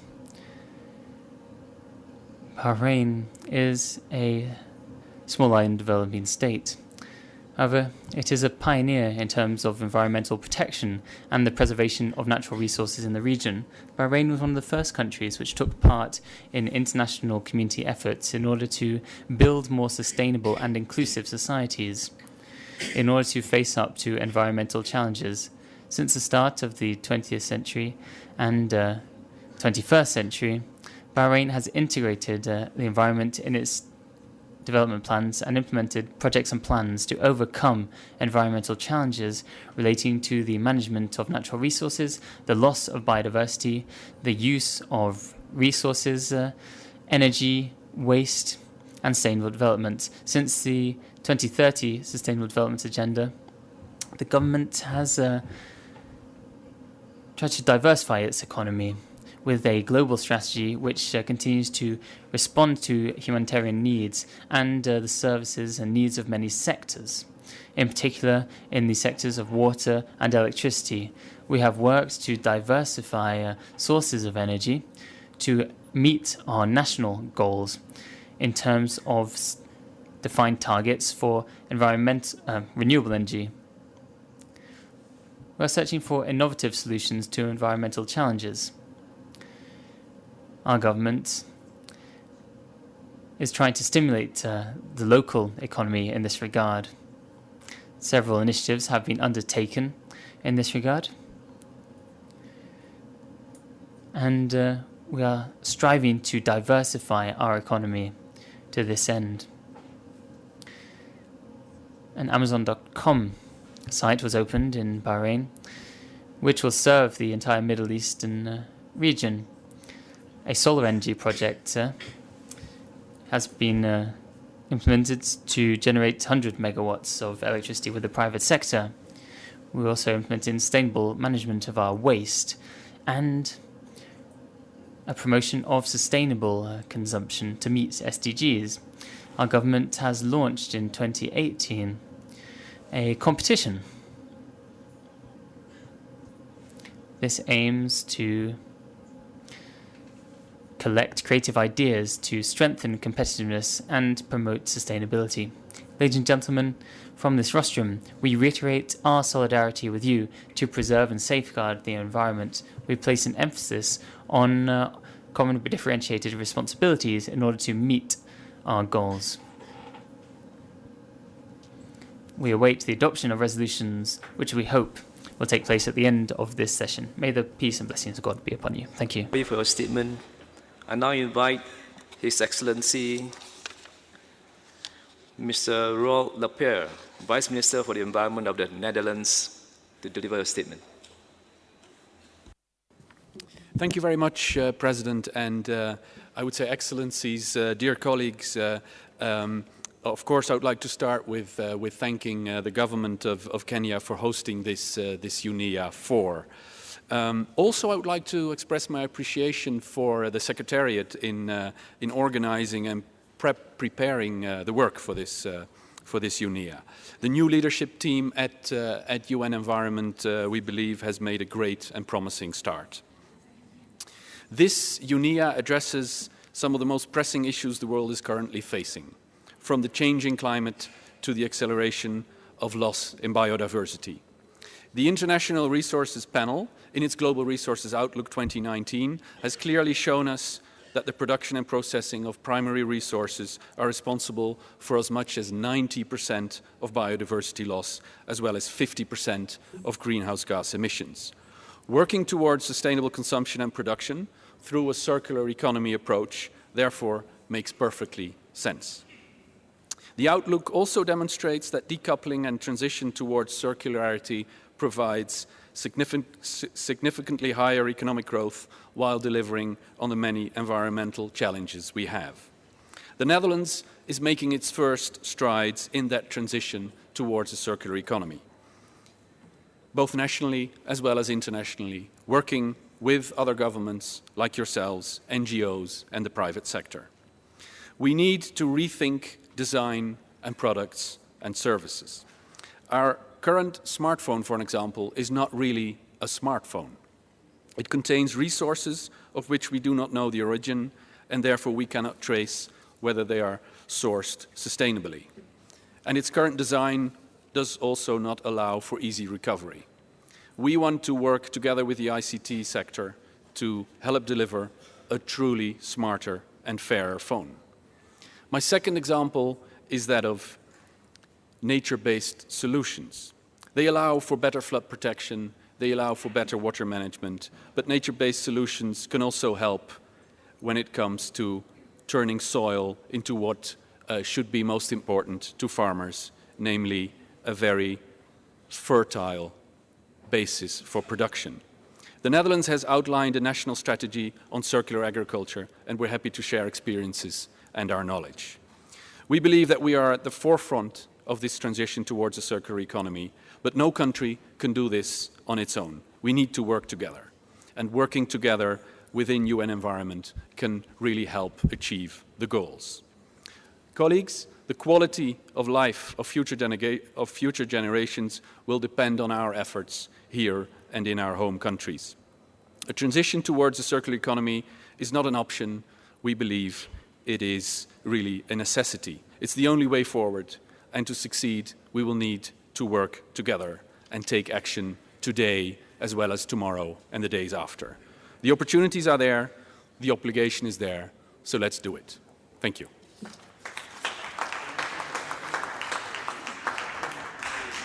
Thank you, Your Excellency. I now invite Ms. Alison Chatras, Head of Delegation of Australia, to deliver a statement. Your Excellency, President of the UN Environment Assembly, distinguished delegates, firstly, may I convey Australia's deepest sympathies to all impacted by the tragedy of last Sunday's flight ET302. Mr. President, we would like to thank you for your excellent leadership of UNEA 4. We welcome Ms. Inga Anderson to her new appointment as Executive Director of UNEP, and thank Ms. Joyce Msuya for her leadership of UNEP in this period of transition. Australia's Minister for the Environment, the Honourable Melissa Price, regrets she was unable to attend this assembly, but sends best wishes to delegates for a successful UNEA. We appreciate the energy and good faith with which delegations have approached UNEA 4. We also welcome UNEP's active engagement with the UN reform process. It is imperative we ensure the efficiency and effectiveness of UNEA and its subsidiary bodies as we work together to achieve the environmental dimensions of the 2030 Agenda for Sustainable Development. An inclusive approach to the 2030 Agenda is vital. We must ensure women, Indigenous communities and young people are active participants. Mr. President, the imperative to address issues stemming from our current patterns of consumption and production is clear. Tackling waste, improving resource efficiency, and encouraging sustainable consumption and production patterns are important issues in Australia. We have updated our national waste policy to include circular economy principles and provide a framework for collective action on waste management and recycling. We have set a target of 100% of Australian packaging being recyclable, compostable or reusable by 2025, and a commitment to national targets for recycled material in new packaging. Under our National Food Waste Strategy, we have committed to halve Australia's food waste by 2030. We fully recognise the devastating impact of marine debris on our oceans and wildlife. Australia is taking action on marine plastics domestically and through a number of international forums. We are pleased to see a new UNEA resolution to address marine litter and microplastics, which will help to harness and promote greater action and cooperation. Mr. President, we all have a role in fostering and promoting innovation to realise sustainable patterns of consumption and production. Governments, business and industry, international organisations, not-for-profit organisations and academia must all be part of the design and application of innovative technologies, practices and solutions. The Australian Government, for example, is working with the Australian Land Conservation Alliance to explore innovative financing models to support land conservation. Signalling Australia's move towards a co-designed approach, the government also recently released a Partnering for Sustainable Environment statement, which invites organisations to bring forward their partnering ideas. Mr. President, Australia welcomes the extensive consideration delegates have given to the suite of issues we have discussed over the past couple of weeks. And finally, thank you to the UNEP Secretariat and the Government of Kenya for excellent hosting arrangements for this Assembly. I thank you, Mr. President. I thank Ms. Ashton Chatras for your statement. I now invite Madame Nosifo Nkaba, Head of Delegation of South Africa, to take the floor. Mr. President of the United Nations Environment Assembly, Presiding Officer, Your Excellencies, distinguished delegates, Acting Executive Director of UNEP, Deputy Executive Director of UNEP, and UNEP Secretariat, ladies and gentlemen, it gives me great pleasure to address you on this important occasion, whereas the international community once again gathered to discuss critical issues defining the global environmental agenda. On behalf of the South African government and the people of the Republic, allow me to join in expressing our condolences on the tragic loss of life experienced as a result of the air disaster. Our thoughts and prayers are with all those families during this difficult time.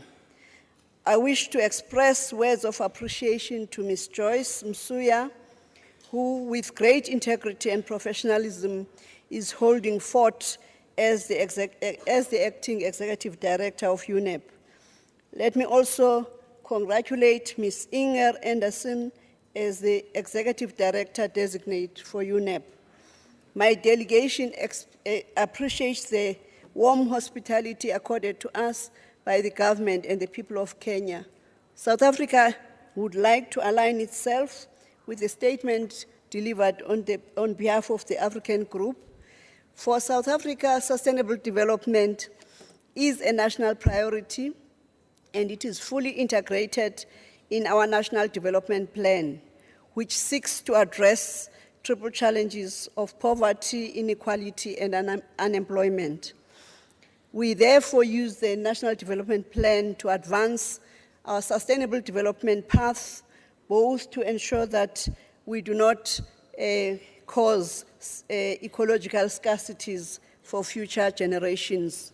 The UNEA theme, Innovative Solutions for Environmental Challenges and Sustainable Consumption and Production, is both important and timely.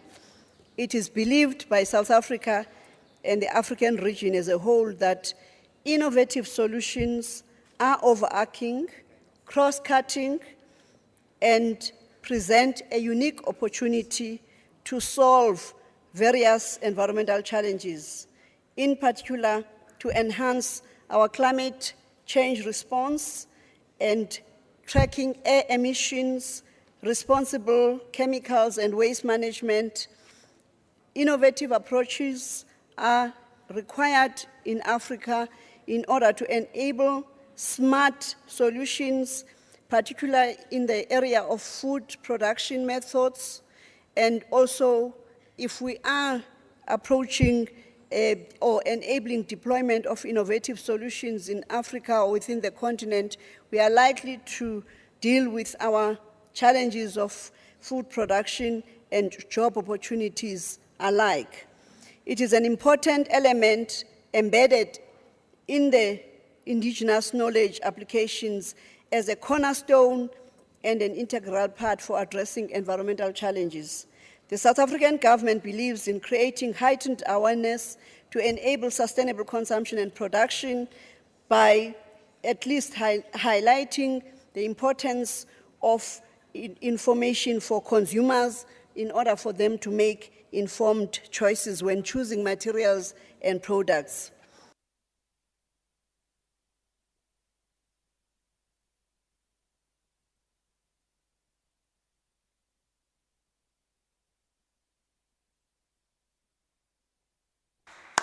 Thank you, Madam Kaba, for your statement.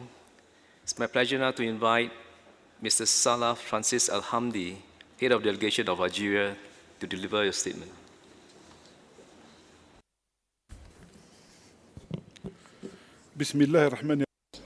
In the name of Allah, the Merciful, the Compassionate, may the peace of Allah be with you, Mr. Chairman, Your Excellency, the Acting Executive Director of UNEP, Your Excellencies, ladies and gentlemen. At the very outset, I would like, on behalf of the Algerian government, to offer you my sincere condolences following the crash, the plane crash. And I would like also to congratulate Ms. Inger Anderson on her appointment as Executive Director of the UNEP. And we thank the Secretariat for the organization of this fourth session of the United Nations Environment Assembly under the overarching theme of innovative solutions to environmental challenges and sustainable consumption and production. This theme highlights the nexus between consumption and environment. It sheds the light on a very important aspect of policies which aim to achieve sustainable development, including decoupling between these policies and policies aiming for sustainable production. On the other hand, our Assembly promotes creative patterns and approaches in order to achieve an inclusive development, reduce economic and social as well as environmental costs, and eradicate poverty. Mr. Chairman, international efforts have been exerted in order to promote sustainable production and consumption. Algeria has incorporated this principle in its national strategy for the environmental and sustainable development. And we have several plans in order to promote clean energies and to recycle our waste. In addition to that, we have a national plan for sustainable patterns of production and consumption, and we have created a portal that helps to disseminate information and awareness that aim to shift behavior and mindsets. In a few days, we will have sessions on circular economy, which are the culmination of several sessions in order to promote cleaner production patterns as well as recycling of waste and use them in manufacturing. We would like to call for cooperation and the transfer of technologies and research in order to promote green economy, eradicate poverty, encourage international governance of management plans in the microplastics and plastic litters. Mr. Chairman, we see that we have major concerns, and we are also dreading impacts such as inequalities and poverty. Therefore, it is important to reform financial systems so that we can leave a better world for coming generations. Thank you, Mr. Chairman. Thank you, Mr. Al-Hamdi, for your statement. It's my pleasure now to invite His Excellency Mr. Socha Jono Sastro Mihajo, Head of Delegation of Indonesia. You have the floor, sir. Good afternoon, Mr. President, distinguished participants, friends, ladies and gentlemen. On behalf of the government of Indonesia, I would like to express my sincere gratitude and appreciation to the government and people of Kenya for hosting this important event, and to UNEP Secretariat for the excellent organization of UNEA 4. I would also like to express our deep sympathy and condolences for the loss of lives caused by the incident of Ethiopian Airlines. Our hearts and prayers go to the bereaved families who lost their loved ones. Mr. President, the world is now entering a critical juncture of global environmental challenges. The pressure of world population growth and the advancement of development have significantly affected the environment and our natural resources. Indonesia is cautiously advancing our development while addressing environmental challenges. For that, UNEA 4 should send a strong message to the world in view of these complex challenges. The theme of innovative solution for environmental challenges and sustainable consumption and productions comes at a timely manner, and we must maintain the momentum to immediately work together. Indonesia proposes 5 draft resolutions to be adopted by UNEA 4. The support of many member states for the success of these 5 resolutions is instrumental and highly appreciated. As reflected in the Rio Declaration, the prerequisite for the implementation of sustainable development is to change unsustainable patterns of production and consumption. We need to advance and accelerate the paradigm shifts in the whole society through concerted efforts by all stakeholders and under the leadership of governments. Our proposed draft resolution on SCP highlights the principles and instruments for strengthening collaboration of all stakeholders to ensure the implementation of SCP, among others, by establishing a national SCP resource pool. Mr. President, located on the Ring of Fires, Indonesia is prone to natural disasters. They give us an expensive lesson on the important role of our valuable ecosystems. Intensive studies and discussion have been conducted, and we cannot say more on the importance and critical function of the mangroves. Yet, mangroves are continuously suffering degradation in many parts of the world. Through the resolution on mangrove and coral reefs, we are moved to summon the world to be aware of these grave situations and consequences, and we are urged to protect and conserve our ecosystem. Indonesia is therefore considering the establishment of the first World Mangrove Center. The President of Indonesia has declared ourselves as the World Maritime Fulcrum. Taking into consideration that most of the marine litter is land-based, Indonesia has issued a presidential decree which minimizes solid waste by 30% and reduces marine plastic waste by 70% by 2025. Indonesia emphasizes the need to reduce wastewater, nutrient pollution, marine litter, and microplastics, as reflected in our proposed resolutions. And Indonesia has established the Regional Capacity Center for Clean Seas in Bali. We are inviting member states and other stakeholders to collaborate with the center and to extend their support for technical cooperation, resource person, technology transfer, capacity building, and exchange of best practices. Mr. President, Indonesia calls all member states for more concrete actions and cooperation to protect and conserve coral reefs, including live reef food fish trade, for the welfare of the present and future generation. We, together with other member states, are proposing the new resolution, which emphasizes on streamlining policies on coral reefs and participation to produce the global report on the status of coral reefs by 2020. Indonesia recognizes the important role of peatlands in addressing environmental concerns, in protecting the biodiversity, and in contributing to the social and economic welfare of local communities. In order to show our commitment, Indonesia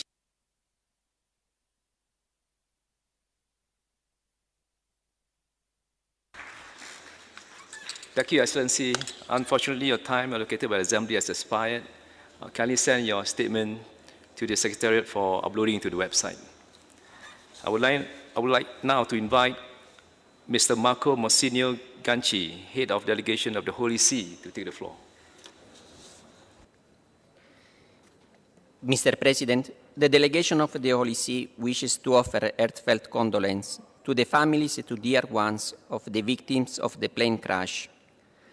Pope Francis invokes the divine blessing of consolation and strength upon all who mourn their loss.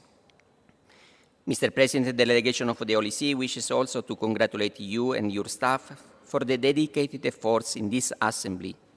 And it would like to assure its support to the work of the Bureau in guiding the UNEA. The current state of death, our common home, as Pope Francis reminds us in his landmark encyclical letter, Laudato Si, is certainly a source of grave concern, one of the greatest threats that humanity is facing today, indeed, an urgent challenge.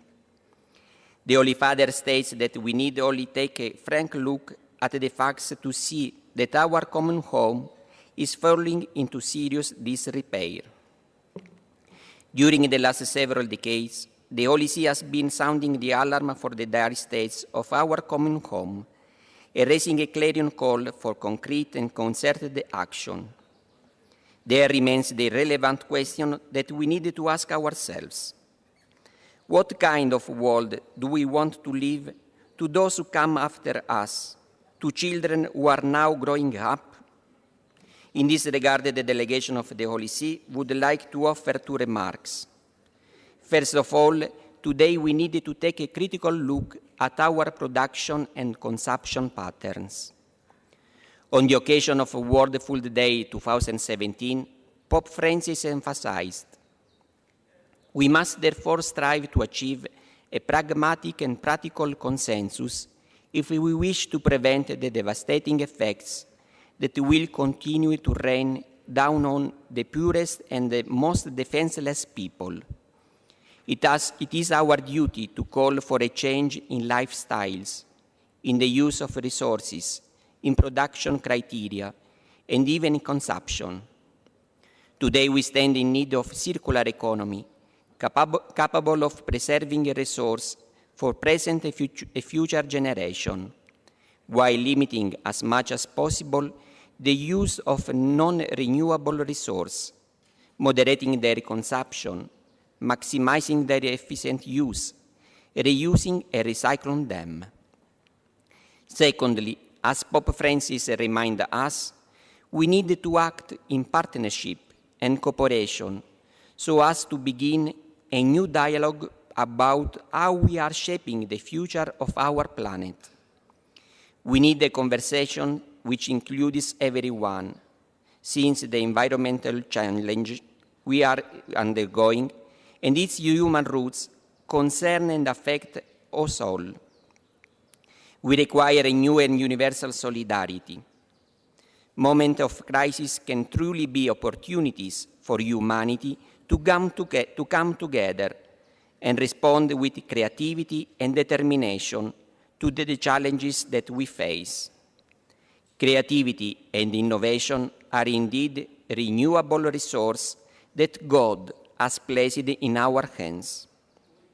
Mr. President, the Holy See wishes to assure the international community that it will continue to facilitate fostering partnership among all governments, stakeholders, public and private sectors, and all citizens to make measurable commitments to our innovative solution for the challenge.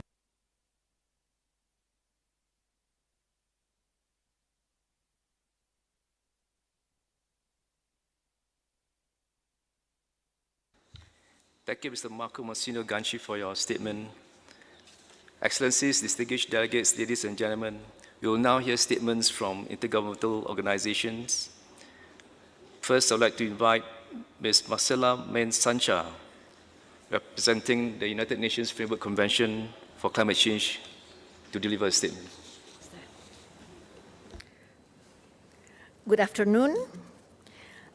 Before I begin, on behalf of all employees of the UNFCCC Secretariat, I would like to express our sympathy and condolences to those family members affected by these week's tragic events. Honorable ministers, fellow colleagues, UN Climate Change is pleased to participate in this assembly and to continue its strong relationship with UNEP. You are more than just valuable partners. The work of our organizations is intrinsically linked. We recognize UNEP for its leadership as well as its important contributions to COP negotiations. UNEP produced the first emissions gap report in 2010. It has become a key input to the COP. This Assembly's outcomes are also key. They not only help set the global environmental agenda, but get us closer to full implementation of the Paris Agreement and the 2030 UN Agenda.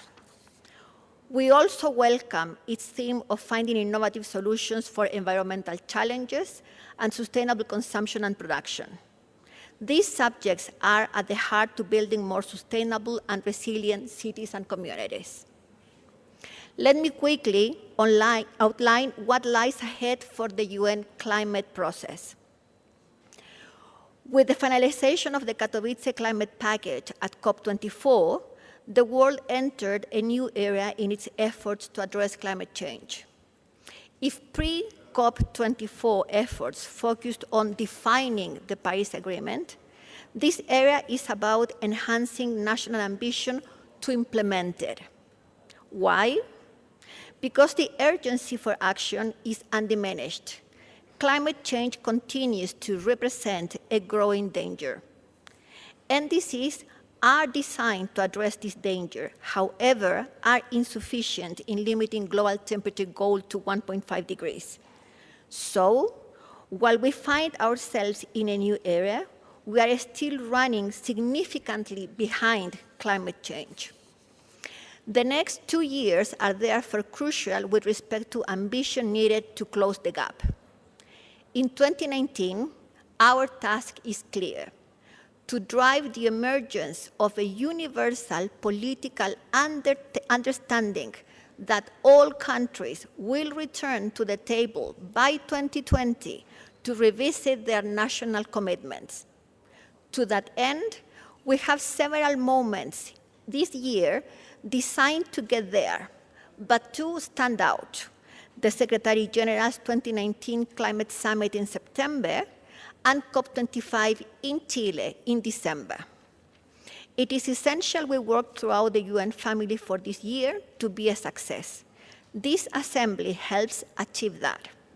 It's also why we continue to work with the Climate Core Group and the Climate Principles to coordinate the work of the UN system in relation to climate change. UN Climate Change appreciates the opportunity to speak to and participate in this Assembly. We continue to offer our full support to UNEP. Thank you.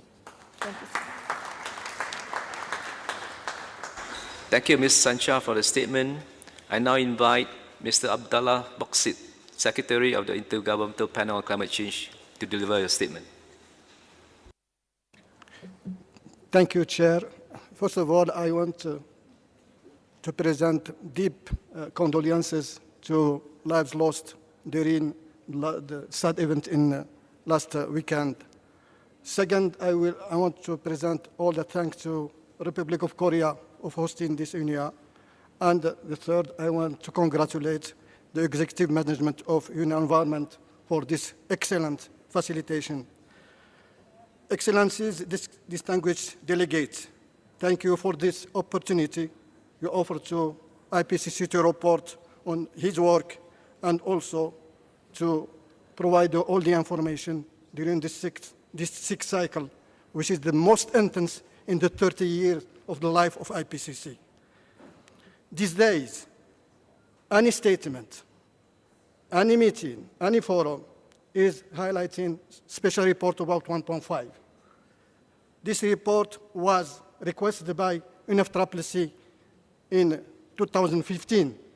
The IPCC was tasked, and IPCC delivered in time just before COP24 and for total annual dialogue. This report has transformed the discussion about climate change, putting it back on the center of the political agenda in many countries and mobilizing thousands of young people to call for solution and action. The 4 key messages of this special report, you can read them in the back of one visit card. And this is very useful for any policymaker.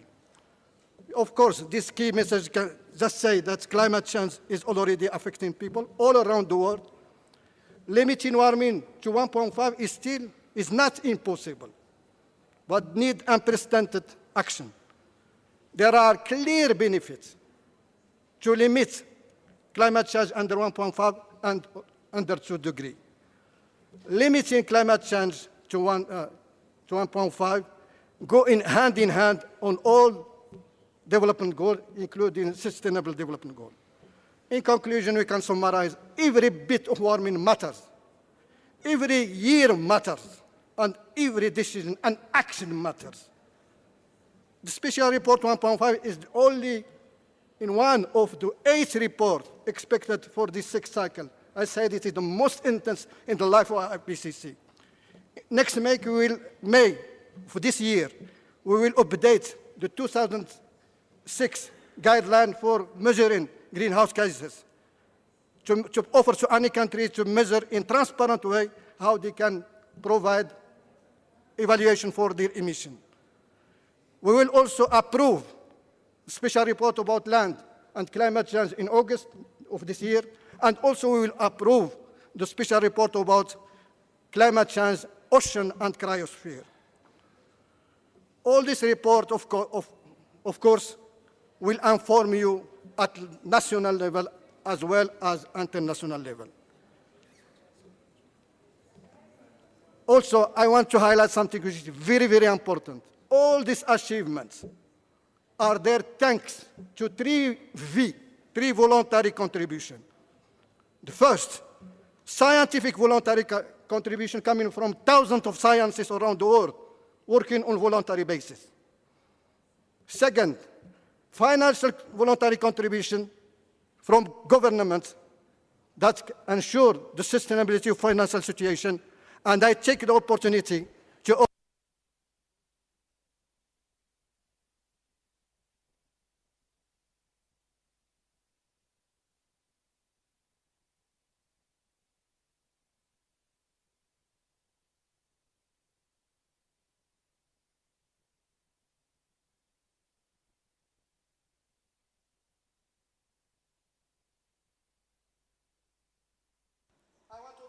Thank you, Mr. Speaker. Unfortunately, your time has... thank you very much.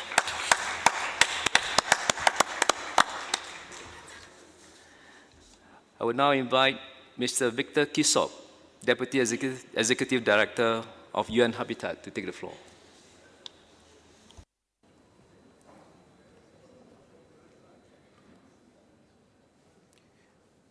Thank you, Chair.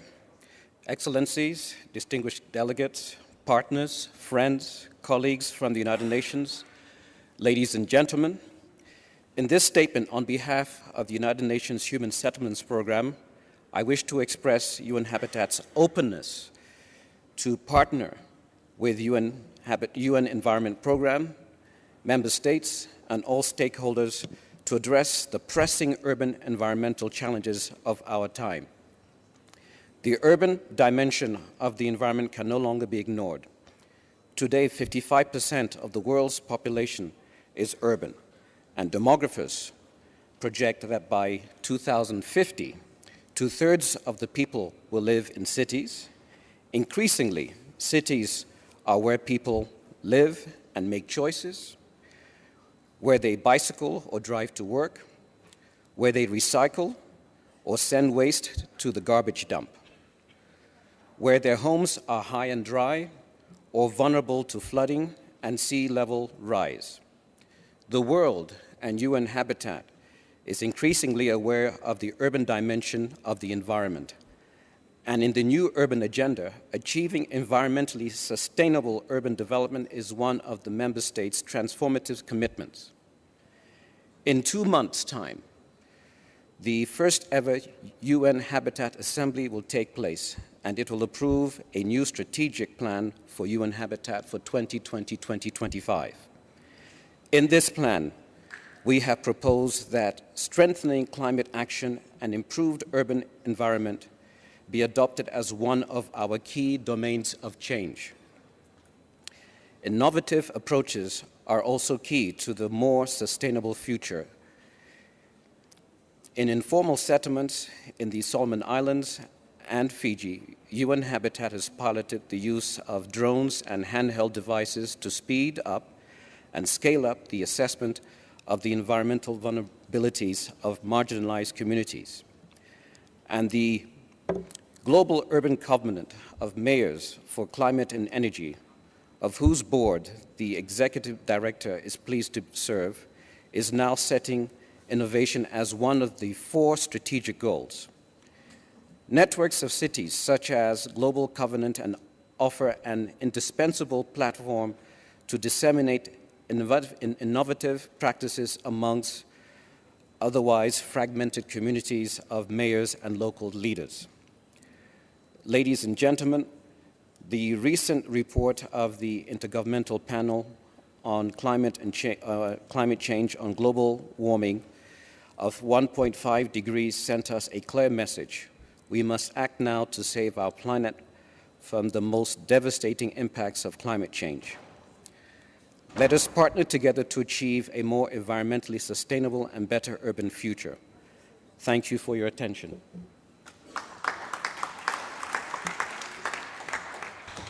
Thank you, Mr. Kisop, for your statement. I now invite Dr. Christiana Pasca Palmer, Executive Secretary of the Convention on Biological Diversity, take the floor. Your Excellencies, ladies and gentlemen, I would like first, on behalf of myself and my team at the Secretariat of the United Nations Convention on Biological Diversity, to offer our sympathies and condolences to the family and the friends of those who lost their life in the tragic plane crash at the beginning of this week. Your Excellencies, biodiversity lies at the heart of this UNEA 4 Assembly. Biodiversity, which actually represents the totality of all forms of life on the planet, has an intrinsic value. But it is also the essential infrastructure that supports human life and human development and well-being. Healthy biodiversity and ecosystems are critical to the planet and all its people. They provide nature-based solutions and opportunities on many of the most critical environmental, economic, and social challenges that we face, including climate change, sustainable economic development, health, water, and food security. Nevertheless, biodiversity continues to decline at an alarming rate. Unsustainable practices in agriculture, forestry, and mining, as well as urban expansion and infrastructure development, and also fragmented governance models at the national and international levels, continue to destroy habitats and species. But hope is not lost. As with any human-made crisis, we humans also have the ability to innovate solutions. And nature-based solutions offer tremendous opportunities for all segments of global society. That is why we are expanding our engagement and outreach beyond the walls of this room.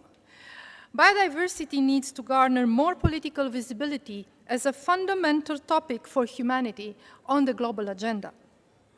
To do so, we must treat biodiversity not solely as an environmental concern, but also emphasize its essential role in sustainable development and increasing opportunities for all. At the United Nations Convention on Biological Diversity, we are currently working with all parties and all key stakeholders to prepare the post-2020 Global Biodiversity Framework at COP15 in China in 2020. This is meant to represent a transformative pathway to enable humanity to reach the vision of living in harmony with nature by 2050. Together, all of us, we must co-design the future we want and the future we need for us and our children, as well as for the planet. As we build up momentum to COP15 in China, I encourage governments to convene national consultations that involve indigenous people and local communities, subnational and local governments, the business and finance sectors, civil society, including youth and women. I also urge all parties to contribute to our new Sharm el-Sheikh to China Action Agenda for Nature and People. That was launched together by the governments of Egypt, the current presidency of our COP, and also the future presidency, China, that will catalyze, collect, and celebrate actions taken to advance biodiversity and humankind by all stakeholders. And you will find the link on our CBD website.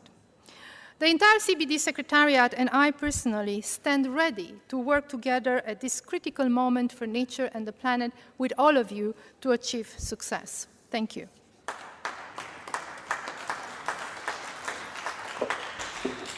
I thank Dr. Palmer for the statement. Now my pleasure to invite Mr. Rolf Paet, Executive Secretary of the Basel, Rotterdam, and Stockholm Convention. Excellency, distinguished delegates, ladies and gentlemen, good morning. I would also like to join all delegations and organizations here who this morning, and on behalf of my organization, also offer our deepest sympathies and condolences to all the families for the loss of course, many of our colleagues as well and friends. Throughout this week, the relevance and importance of the Chemicals and Waste Conventions towards achieving sustainable development, the eradication of poverty and achieving a peaceful and fair world has been highlighted, thus raising awareness of the importance of making the invisible visible. We also commemorated last Monday the 30 years anniversary of the coming into force of the Basel Convention. Ladies and gentlemen, today I take the opportunity to extend to you a very warm invitation to our 2019 meeting of the Conference of the Parties of our three conventions, the Basel, Rotterdam, and Stockholm Conventions, which will be held in Geneva from the 22nd April to the 10th of May under the theme, Clean Planet, Healthy People, the Sound Management of Chemicals and Wastes.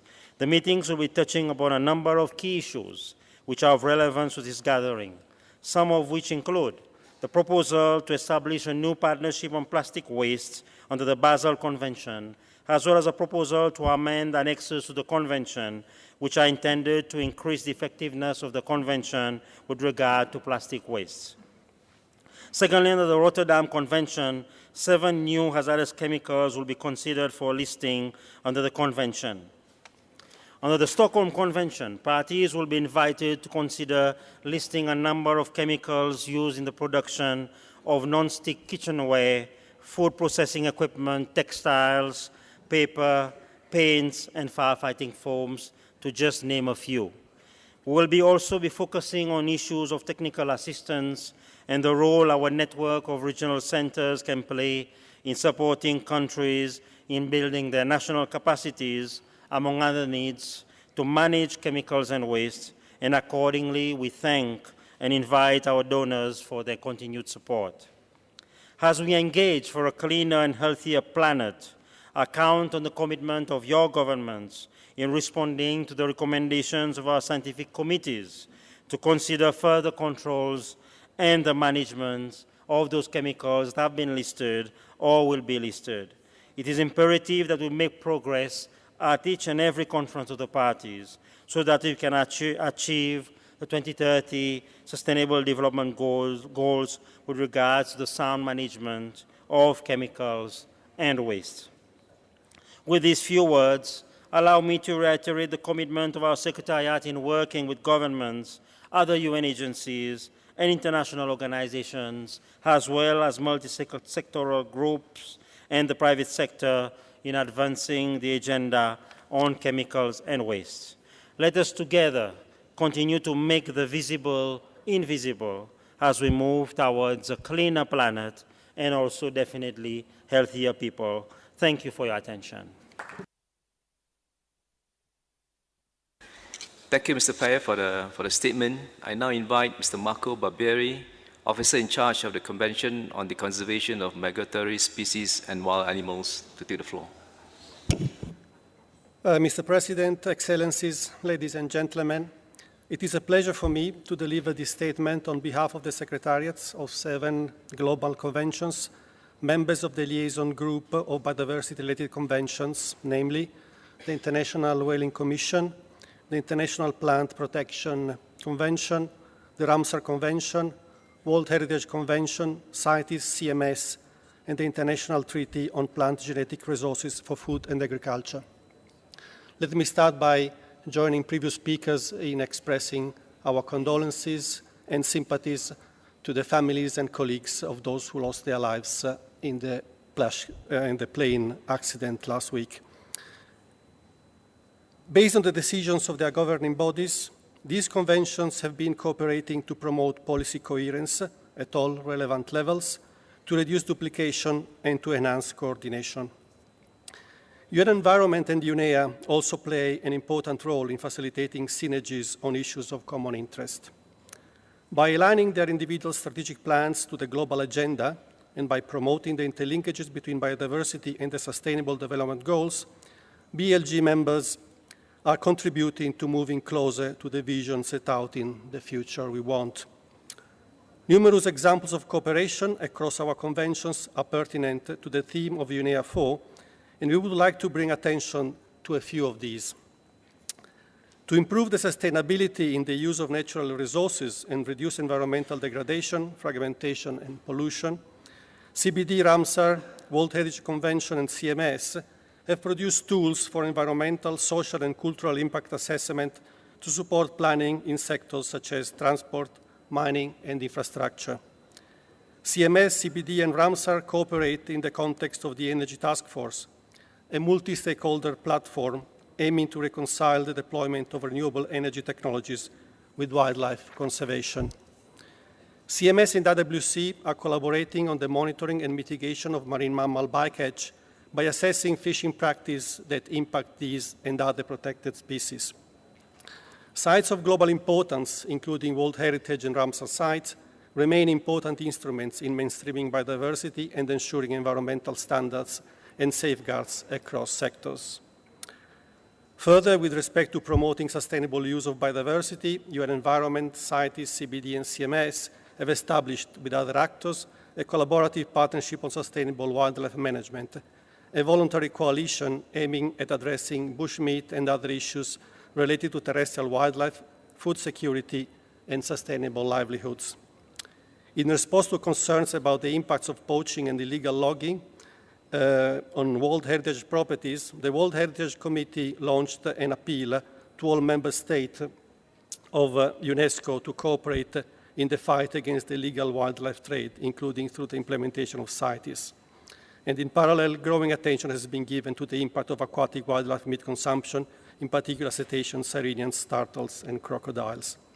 These are just a few examples. More examples are provided in the statement as uploaded to the UNEA webpage.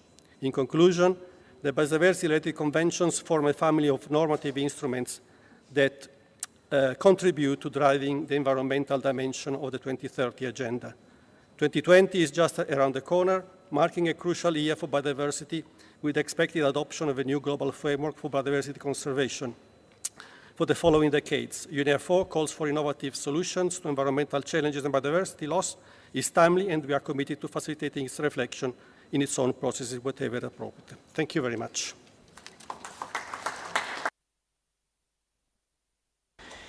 Thank you, Mr. Barbieri, for the statement. I now invite Mr. Nikhil Seth, Executive Director of the United Nations Institute for Training and Research, to take the floor. Distinguished Vice President of UNEA 4, Excellencies, ladies and gentlemen, I start with my congratulations to you, Mr. Vice President, and express my appreciation for the quality of background documentation, all the Outlook reports, and particularly GEO6. These analytical products have brought to us, in a stark way, the state of our natural world. They do reinforce the vision of humanity, blindfolded, walking towards the edge of a precipice to commit collective suicide. The theme of UNEA 4 is in the direction of what my organization has consistently advocated: move to solutions through innovation. A stronger focus on implementation, complementary to analysis and norm setting, is evidently the most urgent need of the hour. The last 4 decades of our collective understanding on environmental degradation have helped us focus on the most urgent issues: climate change and the other tipping points, biodiversity loss, the pollution of air, water, and soil, our rapidly degrading marine and terrestrial ecosystems all need urgent and immediate attention.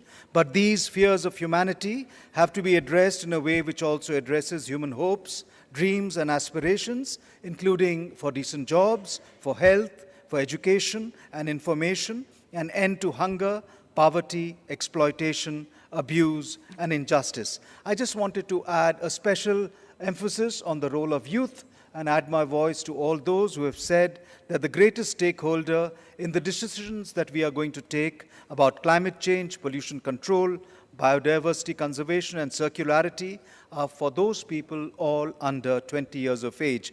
And recent events have shown that youth not only have a stake, but they also have a voice and a growing ability to articulate what politicians and policy makers would do well to listen with their eyes wide open. At the UN's dedicated arm of training, UNITAR is committed to working with individuals, institutions, and organizations in bringing attitudinal and behavioral change through awareness, learning, and training. These are the core of capacity building, but there are millions we have to reach. We have to reach those in the informal sector, the peasants and pastoralists, the small and medium industry, business and academia, activists and government, public and private institutions. It is their collective action which determines economic growth and its quality, which provides jobs and which faces our environmental future. At UNITAR, we are concerned not only with building technical and policy-oriented skills, but also soft skills. We innovate a lot at UNITAR. The innovations are driven by social, organizational, institutional needs, driven by technology. Our objective is to upscale how many people we can reach and how many minds we can change and attitudes we can convert. We have a climate change learning platform, for example, which trains almost 230,000 people every year, built together with 30 UN entities. We are doing similarly innovative work in chemicals and waste management. We believe a lot in the applications of technology because we know that the way people learn today has changed significantly. Playing games, simulation, 3D, virtual reality are all parts of the methodological and pedagogical tools that we are using, especially for the younger generation. We are focusing a lot on innovative SDG learning. We are focusing on planning, on data, on developing dynamic system modeling to encourage multi-stakeholder engagement.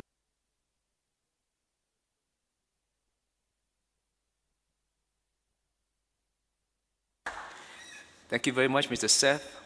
I now invite Ms. Mami Muzotori, United Nations Special Representative of the Secretary General for Disaster Risk Reduction.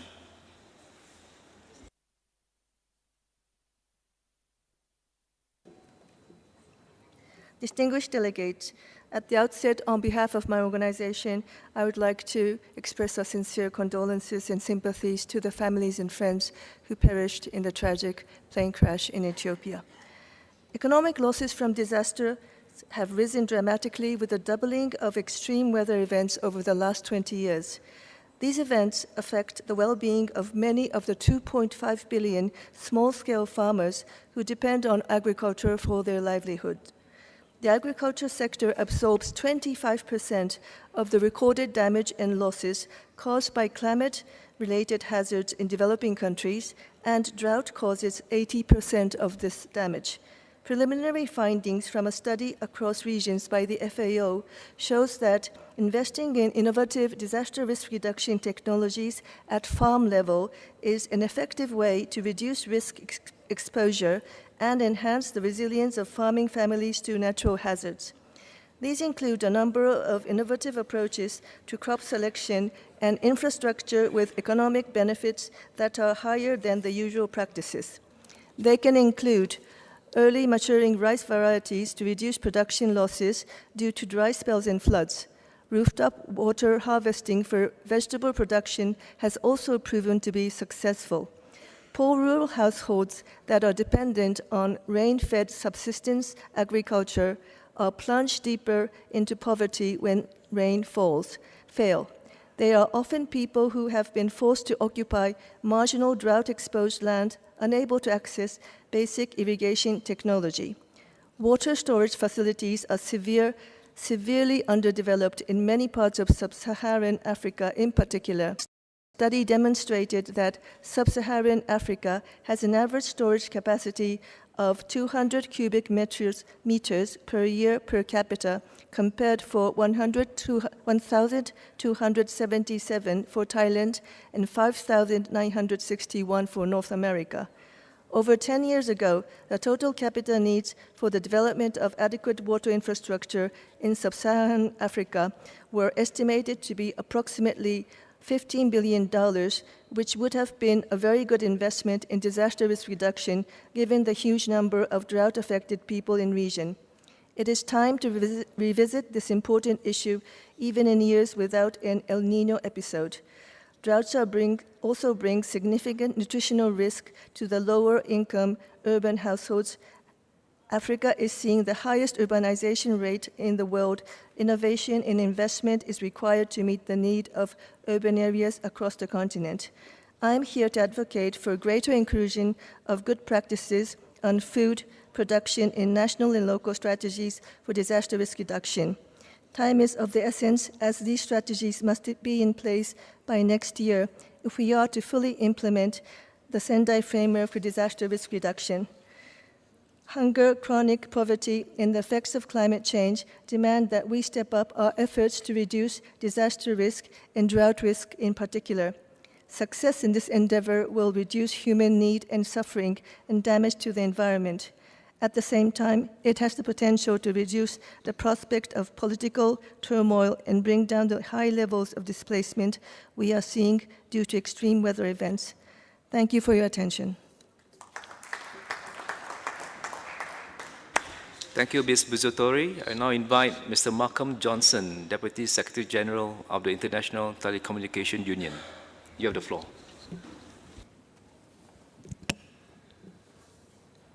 Thank you, Mr. Chairman.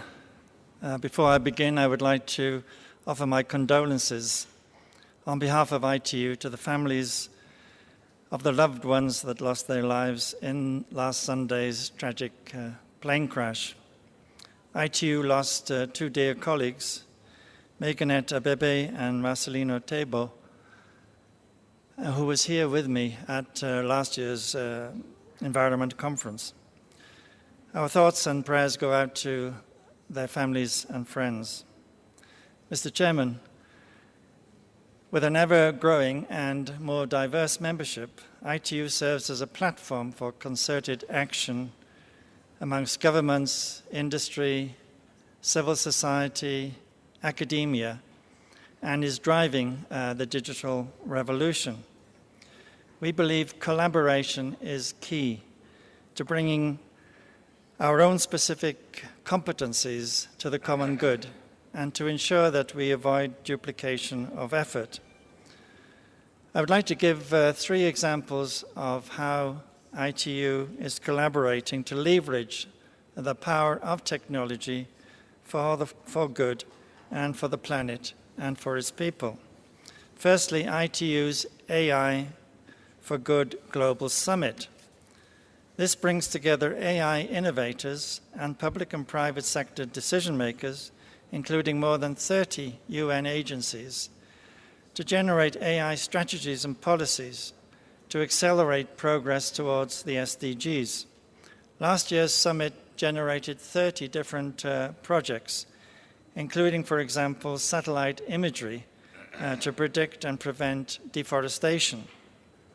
Secondly, the United for Smart Sustainable Cities initiative. As cities account for a growing share of global carbon emissions and energy consumption, ITU is joined with UNEP and 14 other UN bodies to ensure digital technologies are smart and energy efficient and to provide tools to cities to measure how effective they are being in using this technology. The initiative has developed KPIs which are currently being used in 50 different cities around the world, which will help to develop their policy and ensure that we do build smart and sustainable cities. Third and finally, the United Nations E-Waste Coalition. Each year, approximately 50 million tons of e-waste is generated. And if nothing is done about it, that figure will double by 2050. ITU joined UNEP and other UN agencies in developing an e-waste coalition.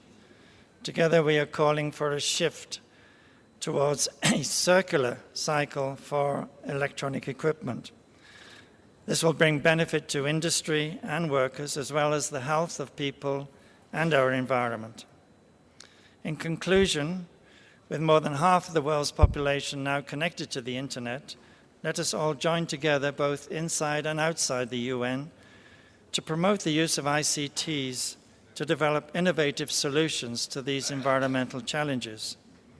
This will be essential for the well-being of the planet and future generations, and I'd like to invite all interested parties to join with us in these initiatives. Thank you, Mr. Chairman. Thank you, Mr. Johnson. I now invite Mr. Zhang Xinsheng, President of the International Union for Conservation of Nature, to take the floor. Thank you, Mr. Chair. Mr. President, Your Excellencies, distinguished delegates, let me begin by expressing my gratitude to our host here in Kenya and particularly you, Mr. President, on your leadership of this UNEA Forum. Ladies and gentlemen, for the past 70 years, IUCN has delivered nature conservation for sustainable development through an open and innovative culture, a culture that fosters participation from all, including also women, youth, and indigenous peoples. Much progress has been made. However, today's challenge of biodiversity loss, climate change, marine plastics requires today's solid solutions. New ideas, tools, business models are vital to protect the environment on which we depend on our food, our health, and even our identity. The planet is in the midst of a sixth mass extinction for coral reef, for rainforests, to insects and microbes. Much of our web of life is disappearing at a rate not seen millions of years. We need to provide a rally point to engage all the stakeholders, including public and private, and communicate the urgency of collective action, which my organization, IUCN, provides a unique platform for that. Much like what the 1.5 degree goal did for climate change, we need an apex target, a target to support post-2020 global biodiversity framework and a sustainable development goal. IUCN is a deeply engaged endeavor and welcomes all your collaboration. IUCN is also working with the government and the business to reduce more than 10 million tons of plastics that enter into ocean each year. To address this, we are developing jointly with the UNEP a plastic leakage hotspot calculator. This will provide data on how plastics make their way into waterways, allowing for more informed decisions around the production, consumption, and disposal. We have heard many statements this week expressing the will to change course. However, these statements are only as good as our resolve to put them into practice. IUCN is committed to do this part. Dear fellow colleagues, the time is now 2020 will be a watershed for environment, which 15th Biodiversity COP takes place in China and the Paris Agreement going into effect. Dear fellow colleagues, as President Macron mentioned yesterday, 2020 will also see the next IUCN World Conservation Congress, which will take place in Marseille, France, and that as a voice of nature IUCN since 1948 and the only permanent observer status in UN General Assembly, this will be an extraordinary opportunity to build on the momentum here in Nairobi, so that jointly we together to shape world agenda for the nature conservation. And we are moving into a new decade to change the world for the better. We hope to see you all in June 2020, Marseille, France. Thank you.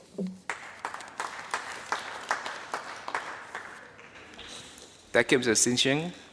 I would now invite Mr. Mustafa Kamal Gueye of the International Labour Organization. You have the floor.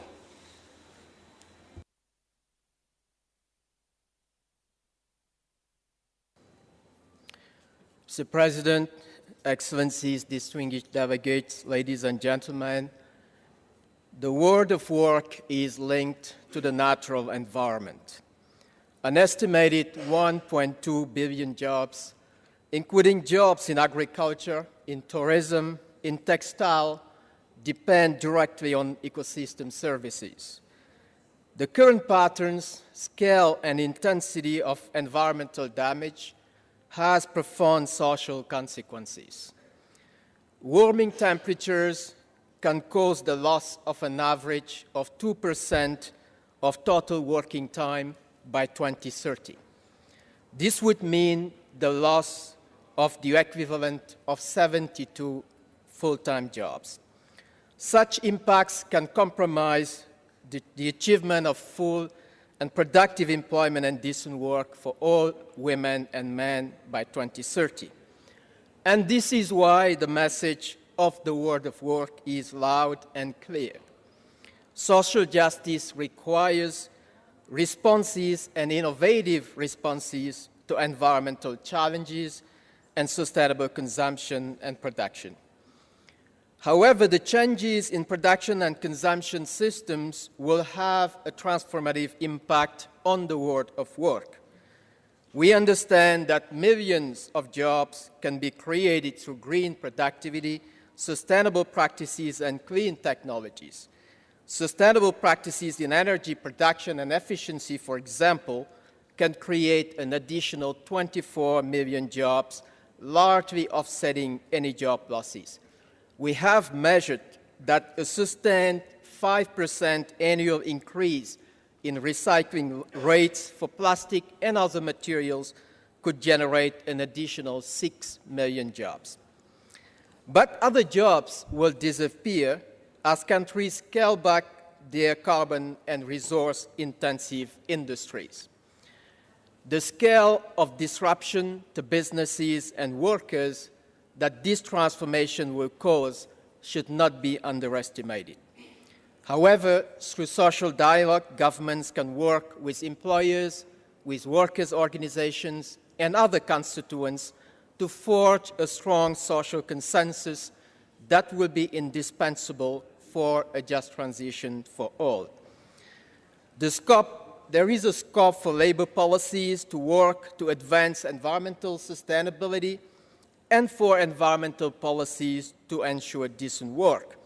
For example, labor regulations on occupational safety and health can contribute to better waste management practices and safe working conditions. As the ILO celebrates its centenary this year, we are convinced that the future of work hinges on the sustainability of the planet, and we look forward to supporting the implementation of the decisions and resolutions at UNEA 4. I thank you for your attention. Thank you, Mr. Kamal Gueye. It has come to my attention that India, you wish to exercise your right of reply. I will grant you your right of reply. You may wish to speak from the floor, and I give you 2 minutes, sir. Okay. I have come here again in front of you to respond to misguided and improper allegations of Pakistan against India. It is unfortunate that Pakistan delegation has misused this forum and wasted the time on matters not relevant. But to put things in perspective, it is important that Pakistan delegate need to come out of denial of Pakistan's state complicity in cross-border terrorism.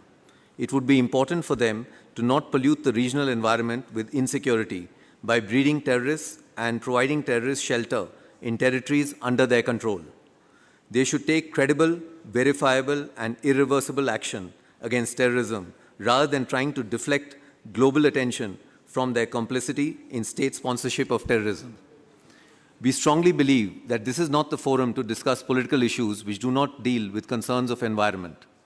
Hence, we strongly object to to the issue of non-military, preemptive and counter-terrorism airstrike by India against a terrorist training camp of Jaish-e-Mohammed, a UN-proscribed terrorist organization, being raised here. The airstrike by India in Balakot in Pakistan was a precision and accurate strike directed at terrorists located in a terrorist training camp, and the strike was not aimed at any environmental damage. We strongly believe that issue of terrorism should not be mixed with environment and hence do not deserve to be mentioned and discussed here.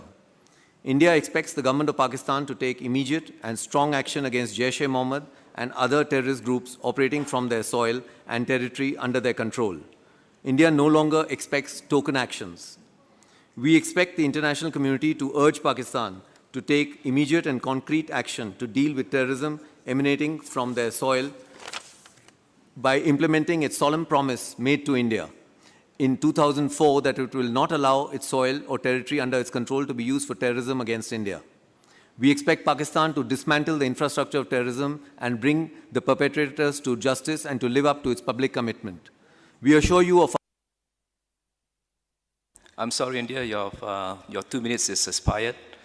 I also have received a request from Pakistan for to exercise their right to reply. I invite Pakistan, you have 2 minutes. Can you hear me? Yes. Thanks a lot. Just to put the things in right perspective from Pakistan's angle, our statement was purely encompassed the environmental aspect of an armed conflict. There could be no better place or better forum than this August House to reflect upon the environment impact of such an uncalled for and unprovoked use of military that caused damage to the pristine environment of the affected area. We have in our statement exposed an important yet extremely dark side of the military adventurism we witnessed a few weeks ago. And as far as the strike, the accuracy of the strike is concerned, it has yet to be verified by the neutral observers if it indeed did what they claim. And this is all that I have to say, this whole statement of ours was basically to expose the dark side of this military intervention by the Indians. Thank you very much. Thank you very much. We have now concluded our list of speakers. We will adjourn the session and continue the closing plenary session this afternoon at 3 p.m. in the same room. Allow me now to invite the Secretariat to make any housekeeping announcements. Thank you, Mr. Chair. I have 3 little points. First of all, again, the statements will be online on the website of UNEA, on the videos as well as the written statements. So for the delegations that have not sent their written statements, please do so. Then I'm informed as well that the DSA payments will go on until 1 p.m. In conference room 8, and I just realized it's 1 p.m. But I'll inform you. We can come and ask at the conferences services if you want more information on that. And then I also would like to thank the interpreters who have gone an extra mile today and granted us these extra 15 to 20 minutes. Thank you very much, Chair. Thank you, Secretariat. Thank you, everyone. I declare the meeting adjourned.